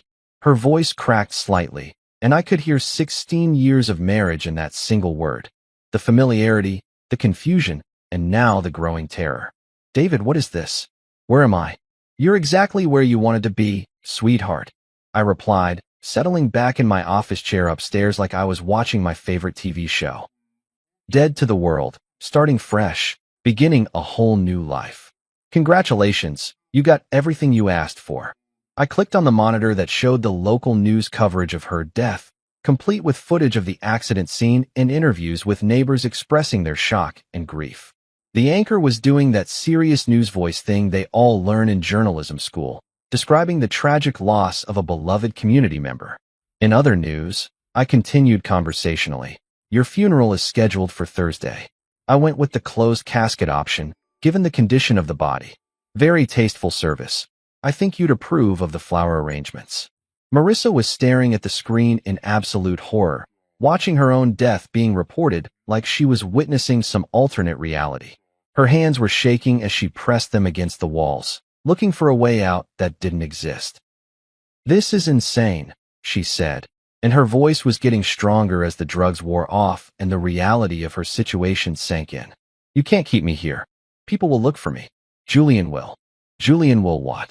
I interrupted, genuinely curious about what she thought her boyfriend was going to do. "Julian thinks you're dead, remember? That was the plan. Your plan. The only difference is that instead of sipping Mai Tais on a beach in Costa Rica, you're getting a front row seat to your own memorial service." I switched the feed to show Julian's apartment, where my business partner was currently pacing around like a caged animal, frantically trying to call Lucas Kane and getting sent straight to voicemail. The poor bastard had no idea that his carefully orchestrated scheme had been hijacked by someone who played the game better than he did. "Take a good look, Marissa," I said, zooming in on Julian's panicked face. "That's the man you chose over me. The one you were willing to destroy our marriage for. Watch how concerned he is about your well-being." Julian was on his phone again, but he wasn't calling hospitals or police stations. He was calling his lawyer, his accountant, anyone who could help him figure out what had gone wrong with their plan. Not once did he seem genuinely worried about Marissa as a person. She was just another asset that had failed to materialize. "He doesn't give a damn about you," I continued, enjoying the way Marissa flinched with each word. You were just a convenient way to get access to my money and my business. Now that the plan's gone sideways, he's already working on how to save his own ass. The truth was hitting her like a series of physical blows. I could see it in her face, the gradual understanding that she'd been played just as much as I had, maybe more. Julian had used her feelings for him to turn her into a weapon against her own husband, and now that the weapon had misfired, he was cutting his losses. "You're lying," she said, but there was no conviction in her voice. She was watching Julian on the screen, seeing the same selfish panic that I was seeing, and the evidence was pretty damn conclusive. "Am I?" I asked. "Let's test that theory, shall we?" I switched to another camera feed, this one showing Julian's latest phone call. The audio was crystal clear thanks to some very expensive surveillance equipment Daniel had helped me install. "I don't care where she is," Julian was saying to someone on the other end. "The whole thing's blown up. I need new papers and a way out of the country before the feds start asking questions about those offshore accounts." Marissa's face went white as she listened to the man she'd betrayed her marriage for discussing her disappearance like a minor inconvenience. No concern for her safety. No questions about whether she was hurt or scared or in danger. Just cold, calculating self-preservation. "Still think he loves you?" I asked. She slumped against the wall, and for the first time since this whole nightmare began, I saw something in her eyes that looked like genuine regret. Not for getting caught, not for the failure of her plan, but for the choices that had led her to this moment. "Why?" she whispered. "Why this instead of just, I don't know, divorce? You could have taken half of everything and walked away." "Half?" I laughed, and it wasn't a pleasant sound. "Marissa, you weren't planning to leave me half of anything. You were planning to take it all and disappear. Those photos you took of our financial documents, the meetings with your identity specialist, the offshore accounts Julian set up, you wanted to erase me completely." I leaned forward, speaking directly into the microphone so she could hear every word clearly. "So that's exactly what I'm doing to you. You wanted to be dead to the world? Congratulations. You're officially deceased, buried, mourned, and forgotten. Your old life is over, just like you planned. The only difference is that your new life comes with some unexpected accommodations." She was crying now, finally understanding that her elaborate scheme had turned into her own prison. Every decision she'd made, every lie she'd told, every betrayal she'd planned had led her to this windowless room where she could watch the world move on without her. "Please," she said, and the word came out broken and desperate. "Please, David. I'm sorry. I made a mistake. I can fix this. We can fix this." "Fix what?" I asked. "Our marriage? That died months ago when you started planning my destruction. Your relationship with Julian? He's already abandoned you. Your old life? That's buried 6 feet under with Riley Ward playing your corpse." I stood up from my chair, getting ready to head downstairs for our first face-to-face conversation since her death. "No, Marissa," I said. "There's nothing left to fix. There's only what comes next, and for the first time in months, I'm the one who gets to decide what that looks like." The look of absolute despair on her face was everything I'd hoped for and more. She'd played the game of deception and betrayal, thinking she was so much smarter than her boring, predictable husband. Now she was about to learn what it felt like to be completely at someone else's mercy. And frankly, after what she'd put me through, my mercy was in pretty short supply. While Marissa was getting acquainted with her new accommodations and the crushing reality of her situation, I had a business partner to deal with. Julian Hart had always been the slick one in our partnership. Designer suits, perfect hair, and the kind of smile that made clients think they were getting something special. Too bad he'd never learned the difference between being clever and being smart. The beauty of having someone like Daniel in your corner is that private investigators know all sorts of interesting people, including several who specialize in making bad situations look a whole lot worse than they actually are. Within 24 hours of Marissa's death, Julian was about to discover that his problems were just getting started. I spent Monday morning playing the grieving widower, accepting condolences from coworkers and nodding sadly when people told me how sorry they were for my loss. Julian showed up at the office around 10, looking like he'd spent the weekend wrestling with his conscience and losing badly. His usual polished appearance was slightly off, wrinkled shirt, 5 o'clock shadow at 10 in the morning, and eyes that darted around like he was expecting federal agents to burst through the windows at any moment. "David," he said, putting on his best friend act and wrapping me in one of those awkward man hugs that's supposed to convey deep emotion. Jesus, man, I'm so sorry. I can't believe Marissa's gone. The irony was absolutely delicious. Here he was, comforting me over the death of the woman he'd been planning to run away with, and he had no idea that she was currently sitting in my basement watching this whole performance on closed-circuit television. Thanks, Julian, I said, playing my part with the kind of understated grief that would make community theater directors weep with joy. I can't wrap my head around it, you know? She was fine when I left for the garage that morning, and then I let my voice trail off and ran a hand through my hair, the picture of a man struggling to hold it together. Julian nodded sympathetically, but I could see the wheels turning behind his eyes. He was probably wondering if I suspected anything, if I'd found any evidence of their affair, if his carefully constructed alibi was going to hold up under scrutiny. What he didn't know was that his alibis were about to become the least of his problems. Listen, he said, glancing around the office like he was worried about being overheard. If you need anything, time off, help with the business, whatever, just say the word. We're partners, but more than that, we're friends. I've got your back. Friends, right? The kind of friend who spends months planning to destroy your life and steal your wife. But I just nodded gratefully and told him I appreciated the support. That afternoon, while Julian was at lunch with a client, the first shoe dropped.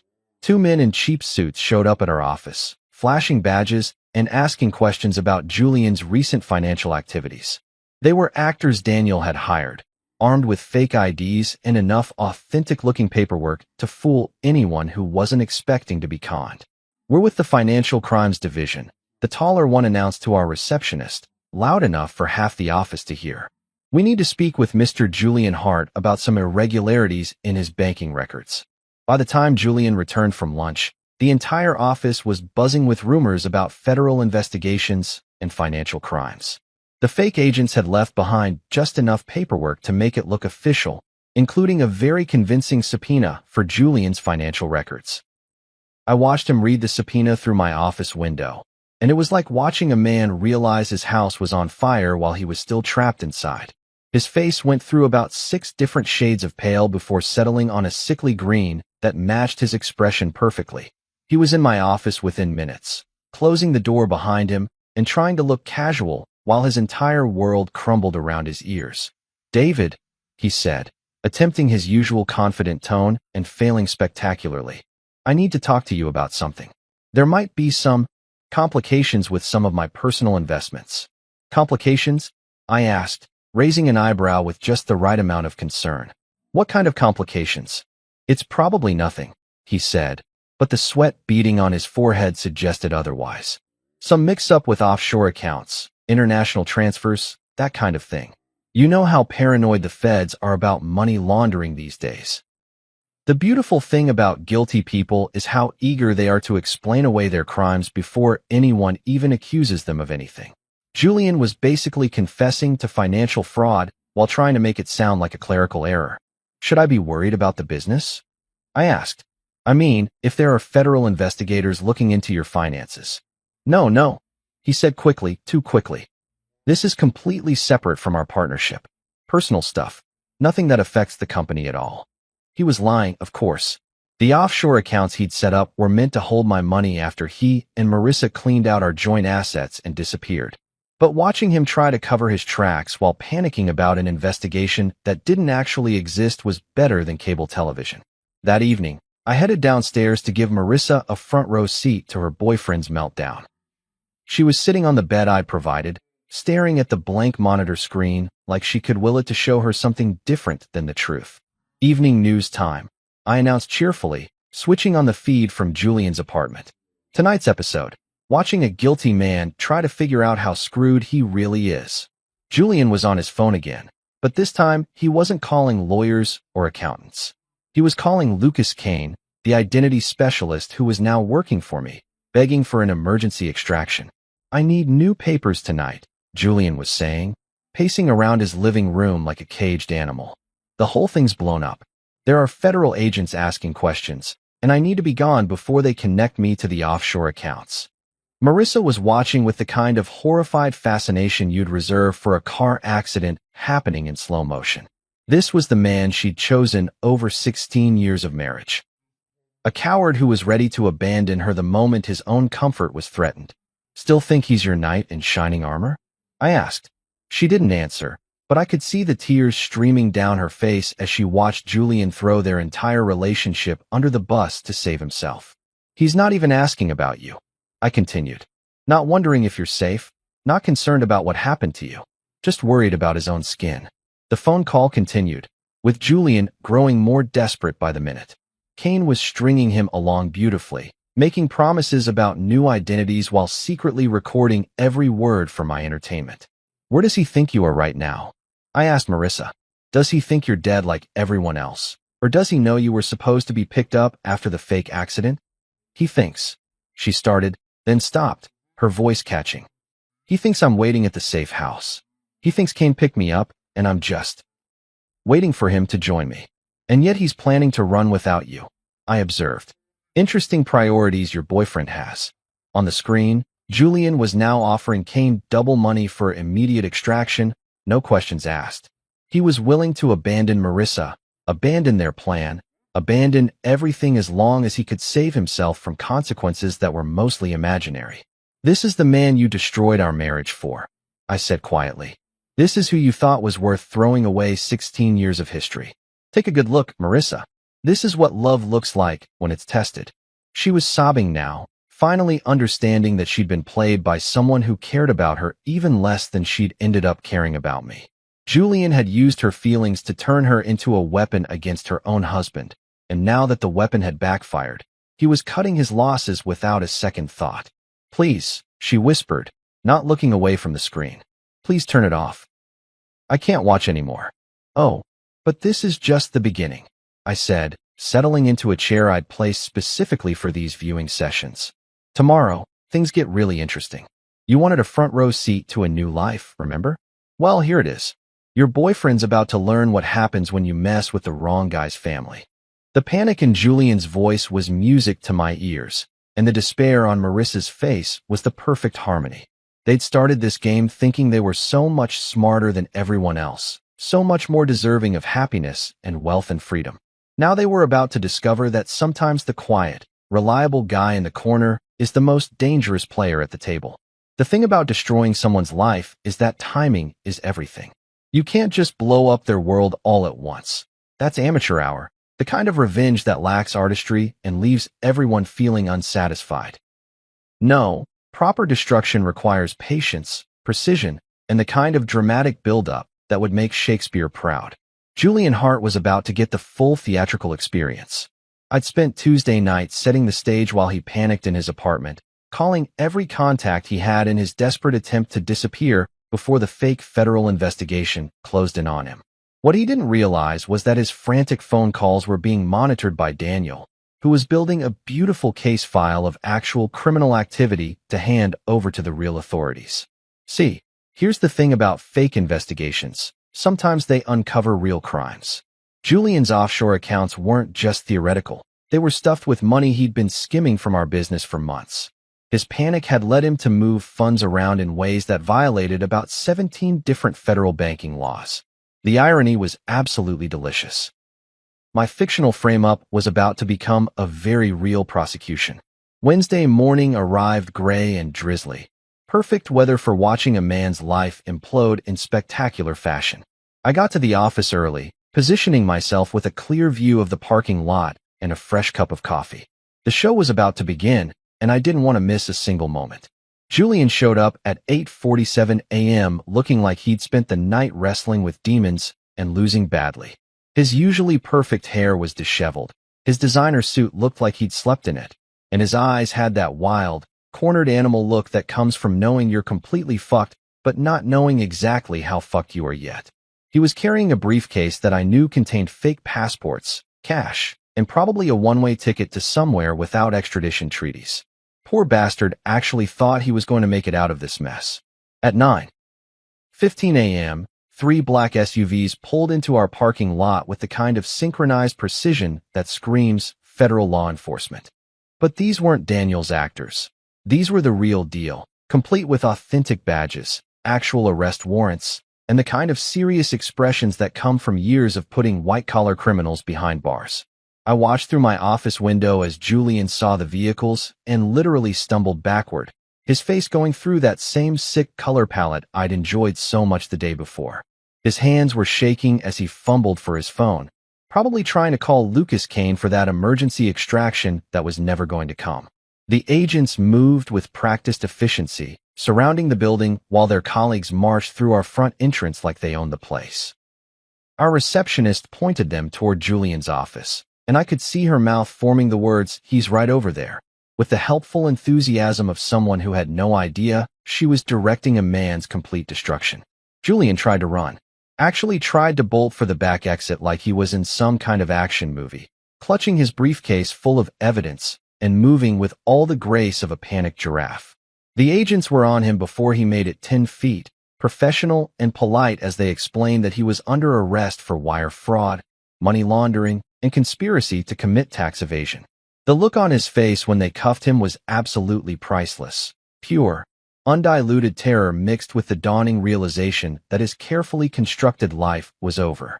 He kept looking around the office like he expected someone to rescue him, to explain that this was all a misunderstanding, to make it all go away with the right phone call or the right amount of money.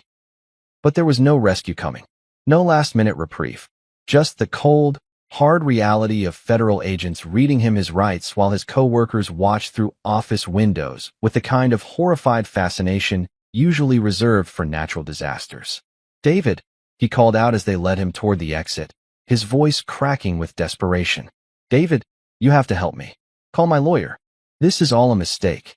I stepped into the hallway, putting on my best expression of shocked concern. "Julian? What's happening? What's going on?" "It's about the offshore accounts," he said, and I almost laughed at how eager he was to confess his crimes in front of witnesses. "The federal investigation, it's all a misunderstanding. I can explain everything." One of the agents paused in the doorway, looking back at me with professional interest. "Sir, are you Mr. Mercer? We may need to speak with you as well, given your business partnership with the defendant." "Of course," I said, playing the cooperative citizen perfectly. "Whatever you need." I had no idea Julian was involved in anything illegal, which was technically true. I'd known he was planning to steal from me, but I hadn't known about the money laundering operation he'd been running on the side. Apparently, Julian had been even busier than I'd realized. They led him away in handcuffs while news crews gathered in the parking lot like vultures at a feast. By noon, Julian's arrest was the lead story on every local news channel, complete with footage of him being stuffed into the back of a federal vehicle and speculation about the extent of his crimes. That afternoon, I made my way downstairs to share the good news with Marissa. She was sitting exactly where I'd left her, staring at the blank monitor screen with the kind of hollow expression that comes from having your entire worldview shattered in the span of a few days. "Have I got a treat for you?" I announced cheerfully, switching on the news feed. "Today's episode, the complete and total destruction of your boyfriend's life and freedom." The footage of Julian's arrest played across the screen in glorious high definition, every moment of his humiliation captured for posterity. Marissa watched in silence as reporters discussed federal charges, potential prison sentences, and the ongoing investigation into his financial crimes. 25 years, I said conversationally, reading from the news ticker at the bottom of the screen. "That's the maximum sentence for the charges they've filed so far. Though I suspect they'll find more violations once they really dig into his finances." She didn't respond, just kept staring at the screen as they showed file footage of Julian in happier times, glad-handing clients, cutting ribbons at charity events, posing for business magazine profiles. All of that was gone now, replaced by mugshots and perp walks and the kind of infamy that follows you forever. "You know what the beautiful part is?" I continued, settling into my viewing chair. "He did this to himself. All I did was shine a light on crimes he'd already committed. The offshore accounts, the money laundering, the tax evasion, that was all him. I just gave the authorities a reason to look." The news shifted to an interview with one of the federal agents, who explained that this was just the beginning of their investigation. They'd found evidence of a much larger operation involving multiple co-conspirators and millions of dollars in illegal transfers. "They're going to want to make a deal," the agent was saying. "Someone facing this many charges, looking at this much prison time. They usually have a lot to say about their associates and accomplices. I glanced at Marissa, who had gone very still. She was smart enough to understand the implications. Julian was going to roll over on everyone he could think of to reduce his sentence, including her. Except she was officially dead, which made her both the perfect scapegoat and completely unreachable for questioning. "Looks like your boyfriend's going to try to blame you for everything," I observed. "Good thing you're dead, right? Can't prosecute a corpse, can't put a ghost in prison. You should probably send him a thank you card." For the first time since I'd brought her down here, Marissa looked directly at me instead of at the screen. "Why?" she asked, her voice barely above a whisper. "Why go to all this trouble? You could have just turned us in from the beginning." "Because," I said, leaning forward so she could see the absolute sincerity in my eyes, "turning you in would have given you a chance to explain, to make excuses, to play the victim. This way, you get to watch everything you thought you wanted turn to ash, and you get to live with the knowledge that you did it to yourself." The news was showing Julian's mugshot now, side by side with a photo from our last company Christmas party. The contrast was striking, from successful businessman to federal prisoner in less than a week. "He never loved you," I said quietly. "Not the way I did, anyway. You were just a tool he used to get what he wanted, and now that tool has broken, he's going to throw you away to save himself." She was crying again, but these weren't tears of self-pity. These were tears of understanding, of finally seeing the truth that had been staring her in the face all along. Julian Hart was going to prison, his life and reputation destroyed beyond repair. And the woman he'd used and abandoned was going to spend the rest of her life knowing that she'd chosen him over a husband who had actually loved her. Sometimes justice really is beautiful. 2 weeks. That's how long it took for Marissa to finally break down and ask for a face-to-face meeting. 2 weeks of watching her former life play out on the monitors above her head while she sat in her subterranean prison, coming to terms with the fact that everything she'd thought she knew about love, loyalty, and Julian Hart had been a carefully constructed lie. I have to admit, she lasted longer than I'd expected. Most people would have cracked after a few days of solitary confinement with nothing but their own guilt and the crushing weight of their bad decisions for company. But Marissa had always been stubborn. It was one of the things I'd admired about her back when I still thought she was the woman I'd married instead of the stranger who'd spent months planning my destruction. The request came through the intercom on a Thursday evening, her voice hoarse from crying and rough from 2 weeks of minimal conversation. "David," she said, and I could hear the exhaustion in every syllable. "Please, I need to see you. Face to face. Just please." I'd been waiting for this moment, planning for it, rehearsing what I would say when she finally reached the point where she understood exactly how completely she'd screwed herself. But hearing the defeat in her voice, the absolute brokenness of a woman who'd finally run out of hope, I felt something I hadn't expected, a tiny, almost imperceptible twinge of the love I'd once felt for her.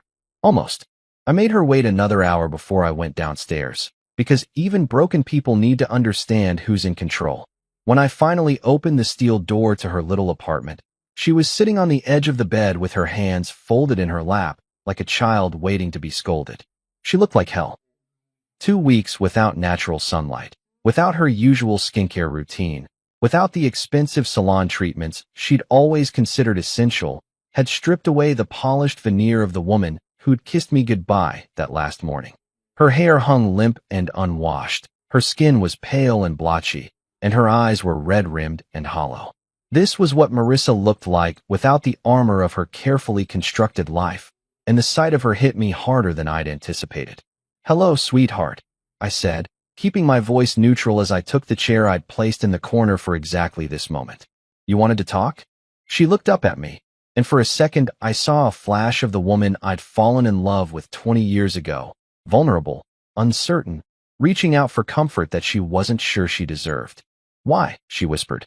"Why this instead of divorce? You could have taken half of everything and walked away. You could have destroyed me in court, taken our daughter, made me the villain in a very public breakup. Why this elaborate revenge?" It was a fair question, one I'd been asking myself during the quiet moments when I wasn't actively orchestrating her psychological torture. The answer was more complicated than I'd expected it to be. "Because divorce would have been civilized," I said finally. Divorce would have implied that we were two reasonable adults who'd simply grown apart, who could shake hands and split our assets and wish each other well. But that's not what happened, is it? She shook her head, tears starting to flow again. What happened, I continued, is that you decided I was disposable, not worth the effort of couples therapy or honest conversation or even the basic courtesy of asking for what you wanted. You decided that the easiest solution was to erase me completely.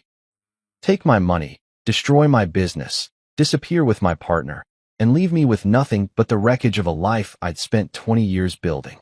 I know, she said, and her voice was barely audible. I know I was wrong. I know I hurt you.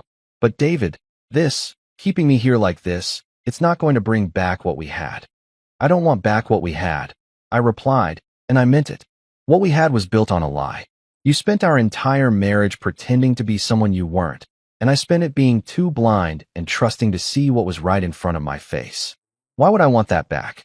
She was crying harder now, ugly sobs that shook her whole body. Then what do you want? What's the point of all this? That was the question, wasn't it? What did I want from this elaborate revenge scheme? What was the end game that would make all the planning and expense and risk worthwhile? I want you to understand what it feels like, I said quietly. To have your entire life stripped away by someone who's supposed to love you. To watch everything you thought was real turn out to be a performance. To realize that the person you trusted most in the world saw you as nothing more than an obstacle to their happiness. I understand, she said desperately. I do understand. I see what I did to you, and I'm sorry. I'm so sorry, David. I know sorry doesn't fix anything, but I need you to know that I regret every choice I made. Do you? I asked. Do you regret cheating on me, or do you regret getting caught? Do you regret planning to destroy my life, or do you regret that your plan failed? She was quiet for a long moment, considering the question with the kind of honest self-reflection that our marriage had lacked for years. Both, she said finally. I regret all of it. The affair, the planning, the lies, the betrayal. But mostly I regret not having the courage to just talk to you about how unhappy I was. It was the first genuinely honest thing she'd said to me in months, maybe years. And despite everything she'd done, despite the elaborate revenge I'd constructed around her betrayal, I found myself believing her, which made what came next both easier and harder than I'd expected. Here's what's going to happen, I said, leaning forward in my chair. You have a choice to make. Option 1, you stay dead. Permanently. I've created a very comfortable life for you down here. Better food, more entertainment options, even some books and puzzles to keep your mind occupied. You'll be safe, fed, clothed, and completely erased from the world above. Her eyes widened in horror. David, you can't. Option 2. I continued, cutting off her protest. I help you disappear for real. New identity, new background. Enough money to start over somewhere far away where no one will ever connect you to Marissa Mercer or this whole mess. You get to live, but you lose everything. Your name, your history, your family, your daughter. The mention of our daughter hit her like a physical blow. Lila was 19, a sophomore in college, and as far as she knew, her mother had died tragically in a car accident. The funeral had been beautiful, the grief genuine, and Lila's tears over her mother's grave had been some of the most heartbreaking moments of my life. Lila, Marissa whispered. My baby girl. How is she? Is she okay? She's fine, I said. Sad, obviously, but handling it better than I expected. She's stronger than either of us gave her credit for. Could I see pictures? Just to know she's all right. And there it was, the one request I'd been waiting for, the one thing I could give her that might make this nightmare worthwhile for both of us. If you choose option 2, I said, if you agree to disappear completely and never try to contact either of us again, I'll make sure you get pictures. Updates on how she's doing, major milestones, that kind of thing. Not often, and not forever, but enough to know she's happy and healthy. She was sobbing again, but this time it wasn't just grief and self-pity. This was the sound of a mother's heart breaking as she realized she was about to lose her child forever. Why would you do that? She asked. After everything I've done, why would you be kind to me? Because despite everything you've done, I said, you're still Lila's mother. And because somewhere underneath all the lies and betrayal, there's still a tiny piece of the woman I used to love. The choice I was offering her wasn't really a choice at all. Option 1 was slow psychological torture disguised as mercy, while option 2 was exile and erasure with just enough humanity to make it bearable. But it was more than she'd planned to give me, and we both knew it. "How long do I have to decide?" she asked. "You don't," I replied, standing up from my chair. "You've already decided. You just need to say it out loud." She looked up at me with eyes that held 20 years of shared history, the good times and the bad, the love and the betrayal, the beginning and now the end. "I want to see my daughter grow up," she whispered, "even if it's just in pictures, even if she never knows I'm alive." "Then it's settled," I said, heading for the door. "Tomorrow, you become someone else entirely, and Marissa Mercer stays buried where she belongs." I paused at the threshold, looking back at the woman who'd been my wife, my partner, my biggest mistake, and my most elaborate revenge. "For what it's worth," I said, "I'm sorry it came to this." "So am I," she replied. "So am I." 3 months after Marissa Mercer was buried in Greenwood Cemetery, Clara Hayes walked into Murphy's Hardware in Whitefish, Montana, carrying a resume that was completely fabricated and a story about starting over after a messy divorce. The owner, a gruff 60-something guy named Frank Murphy who'd never met a sob story he couldn't relate to, gave her the job managing his books and inventory without asking too many questions. Clara was everything Marissa had never been: quiet, modest, grateful for simple work and a small apartment above the store. She wore secondhand clothes from the local thrift shop, kept her hair pulled back in a plain ponytail, and lived the kind of unremarkable life that wouldn't attract attention from anyone, least of all federal investigators looking for connections to Julian Hart's financial crimes. I'd done my homework when creating her new identity. Clara Hayes had a perfectly boring background. Born in Oregon, moved around a lot as a kid, parents died in a car accident when she was 25, no siblings, no close friends, no social media presence worth mentioning. She was the kind of person who could disappear into small-town America without leaving so much as a ripple. Meanwhile, back in my actual life, things were going better than they had in years. Hart and Mercer had become just Mercer Consulting after Julian's very public downfall, and business was booming. Turns out that being the innocent victim of your business partner's financial crimes makes you look trustworthy and competent by comparison.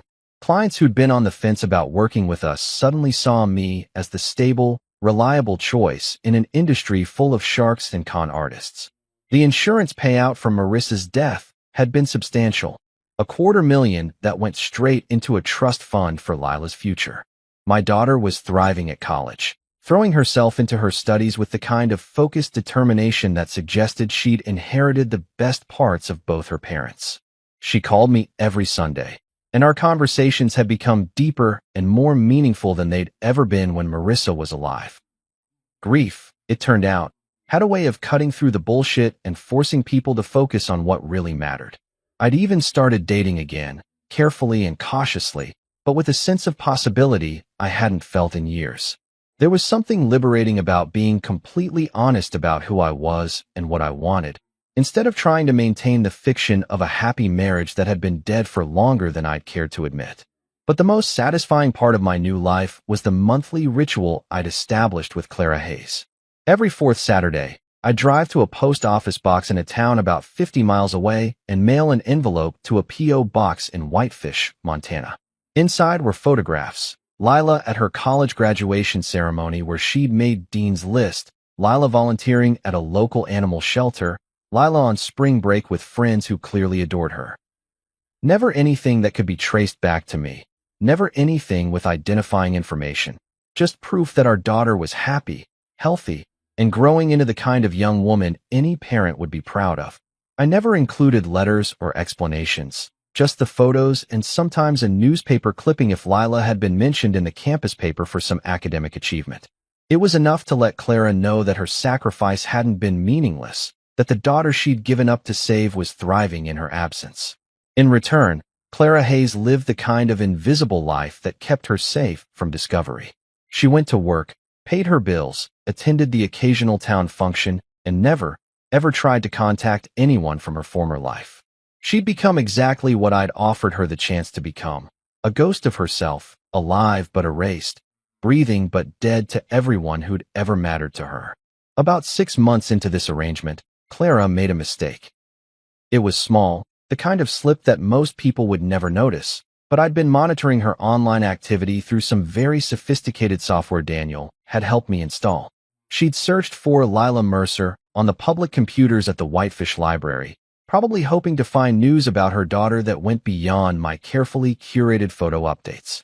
The search lasted less than 5 minutes before she realized what she was doing and logged off, but it was enough to trigger the alerts I'd set up.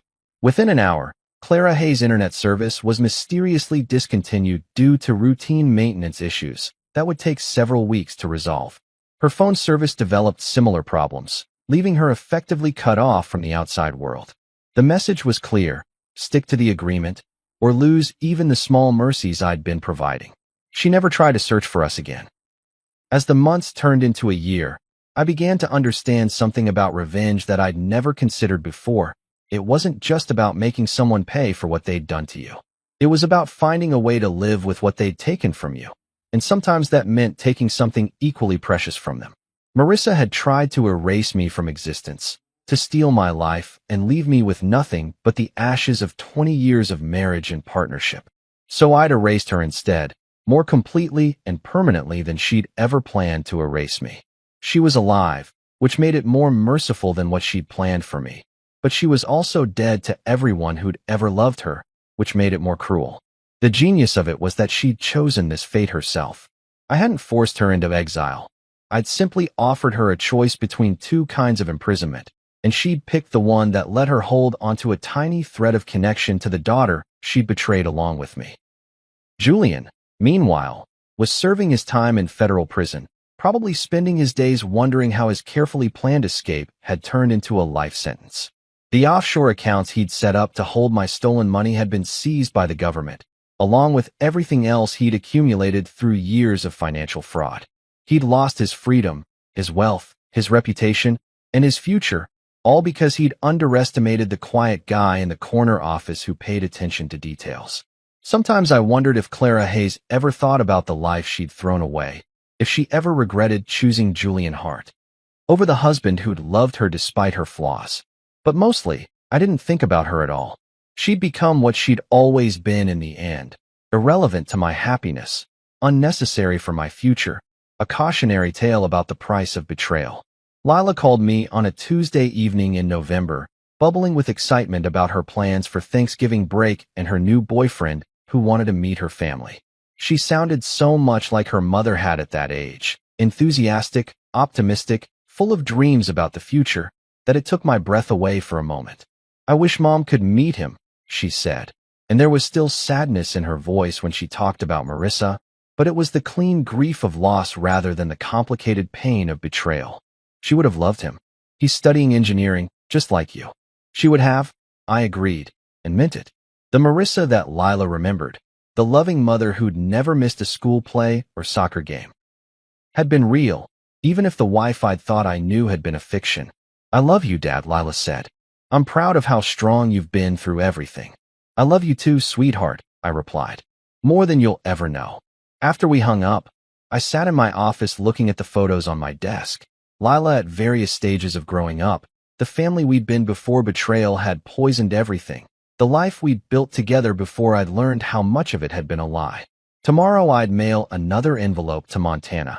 Another set of pictures showing Clara Hayes that the daughter she'd sacrificed everything for was thriving without her. It was a small cruelty wrapped in mercy, a reminder that some choices couldn't be undone and some prices were too high to ever fully pay. But tonight, I was just a father who loved his daughter and a man who'd found his way back to happiness after having it stolen from him. Sometimes justice wasn't about punishment or revenge. Sometimes it was simply about rebuilding something better from the wreckage of what had been destroyed. And sometimes that was enough. 5 years. That's how long it took for our carefully constructed house of cards to face its ultimate test. 5 years of Clara Hayes living her invisible life in Montana. 5 years of me building something better from the ashes of my destroyed marriage. And 5 years of Lila growing into the kind of young woman who made every sacrifice worthwhile. The day was perfect. One of those crisp May afternoons that made you believe in fresh starts and happy endings. I was standing in the packed auditorium of State University, watching my daughter walk across the stage to receive her engineering degree, and feeling proud enough to burst. She'd graduated summa cum laude, landed a job with a prestigious firm in Seattle, and was planning to move in with the boyfriend I'd actually grown to like. A rare achievement for any father of a 24-year-old daughter. Lila looked radiant in her cap and gown, beaming as she shook hands with the dean and posed for the official photographer. 5 years of grief had taught her to appreciate life's victories, to savor moments like this instead of taking them for granted. She'd channeled her pain over losing her mother into academic excellence and a determination to make the most of every opportunity. As I watched her accept her diploma, I thought about all the people who weren't there to see this moment. Marissa, who'd loved Lila more than anything in the world, but had chosen her own selfish desires over being present for her daughter's future. Julian, who was still serving his federal sentence and would probably die in prison. All the people who'd been part of our lives before betrayal had burned everything down and forced us to rebuild from scratch. The ceremony was long, as these things always are, filled with speeches about bright futures and endless possibilities. I found myself scanning the crowd during the boring parts, looking at all the proud families taking pictures and recording videos of their graduates. Somewhere in that sea of faces, I spotted the university president's wife, a few local politicians trying to look important, and my blood turned to ice. There, in the back row of the auditorium, wearing oversized sunglasses and a baseball cap pulled low over her face, was a woman I'd have recognized anywhere. Older, thinner, dressed in the kind of generic clothing you'd find at any Walmart, but unmistakably the person who'd once been my wife. Clara Hayes had broken the cardinal rule of our arrangement. She'd left her exile in Montana and come to see the daughter she was supposed to be dead to forever. For a moment, I felt something I hadn't experienced in 5 years, genuine fear. Not for myself, but for Lila.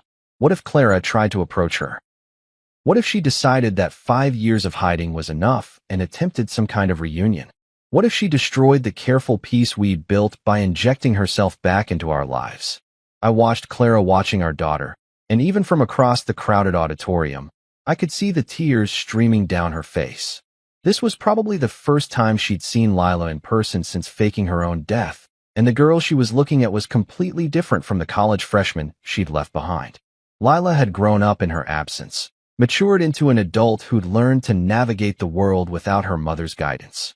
Clara's hands were shaking as she raised a small camera, probably one of those disposable ones you can buy at gas stations, and took a few pictures. She was being careful not to use the flash, trying to remain invisible while documenting the moment she'd traveled 1,000 miles to witness. Part of me wanted to march over there and drag her out of the auditorium before she could cause any damage.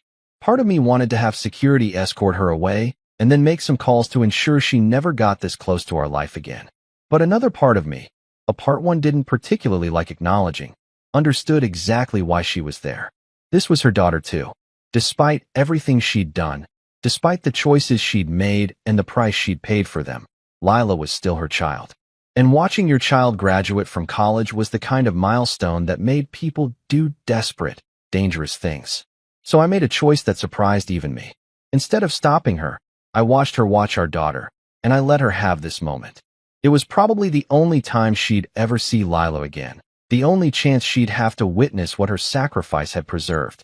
When the ceremony ended and the crowd began to disperse, I saw Clara start to move toward the exit. She was being smart, trying to leave before the crowd thinned out enough for anyone to get a clear look at her face. But as she passed my row, our eyes met across 20 feet of space and 5 years of complicated history. The recognition was instant and mutual. For just a moment, we stared at each other like two ghosts meeting in a graveyard, both of us haunted by the life we'd destroyed and the choices we'd made in its aftermath. I could have signaled security. I could have pointed her out to the people around me, made a scene that would have ended with her arrest and exposure. I could have destroyed her new life as completely as she'd once tried to destroy mine. Instead, I did something that felt both like forgiveness and like the final act of revenge. I nodded. Just once, barely perceptible, but enough to acknowledge that I'd seen her and chosen not to act. The look of shock and gratitude that crossed her face was worth more than any punishment I could have inflicted. She understood what that nod meant, that I was still in control, still the one making the rules, but that I was choosing mercy over justice for this one moment. She mouthed two words that I could read clearly even across the distance between us. Thank you. Then she was gone, disappearing into the crowd like she'd never been there at all. 20 minutes later, I was standing outside the auditorium with Lila and her boyfriend Mark, taking the kind of family photos that would eventually end up in frames on mantelpieces and office desks. Lila was glowing with happiness, talking a mile a minute about her plans for the future and how excited she was to start her new job. I wish Mom could have been here, she said, hugging me tightly as Mark snapped pictures. She would have been so proud. She would have, I agreed, and for the first time in 5 years, I meant it without any bitterness or irony. She loved you more than anything in the world. I know, Lila said. I feel her with me sometimes, you know? Like she's still watching over me somehow. If she only knew how literally true that statement was. Later that evening, after the graduation dinner and the celebration drinks and all the tearful goodbyes, I sat in my hotel room and thought about the woman in the crowd. Clara Hayes would go back to Montana now, back to her invisible life and her small apartment above Murphy's Hardware. But she'd have something she hadn't had before. Recent memories of her daughter, proof that the choice she'd made had been worth the price she'd paid. 3 days later, I received a text message from an unknown number. Just 2 words, thank you. I deleted it immediately, just like I'd done with the only other message Clara had ever sent me. But this time, I found myself smiling as I erased the evidence of our contact. Justice, I'd learned, wasn't always about punishment. Sometimes it was about understanding that everyone pays a price for their choices, and sometimes the people who hurt you are paying a price that's already high enough. Clara Hayes would live the rest of her life knowing that she'd chosen to betray the people who loved her most. She'd wake up every morning in exile, surrounded by strangers who would never know her real name or her real story. She'd go to sleep every night knowing that her daughter was growing up without her, building a life that had no place for the woman who'd given her life. That was punishment enough. And allowing her one stolen moment to see what she'd preserved through her sacrifice? That wasn't weakness or forgiveness. It was proof that I was the one who got to decide what justice looked like. 5 years after Marissa Mercer had tried to erase me from existence, I was successful, respected, and surrounded by people who loved me for who I actually was instead of who they wanted me to be. My daughter was thriving, my business was booming, and my future looked brighter than it had in decades. Meanwhile, the woman who'd tried to destroy me was living under an assumed name in a town where nobody knew her history, getting by on minimum wage and whatever mercy I chose to show her. I'd won. Completely, totally, and permanently. And the best part? She knew it too. Sometimes the most perfect revenge is simply living well while your enemies live with the consequences of their choices. And sometimes, if you're very lucky and very patient, you get to be generous in victory without giving up any of the control you've fought so hard to reclaim. Justice wasn't just about punishment, it was about balance. And after 5 years of careful orchestration, the scales had finally settled exactly where they belonged.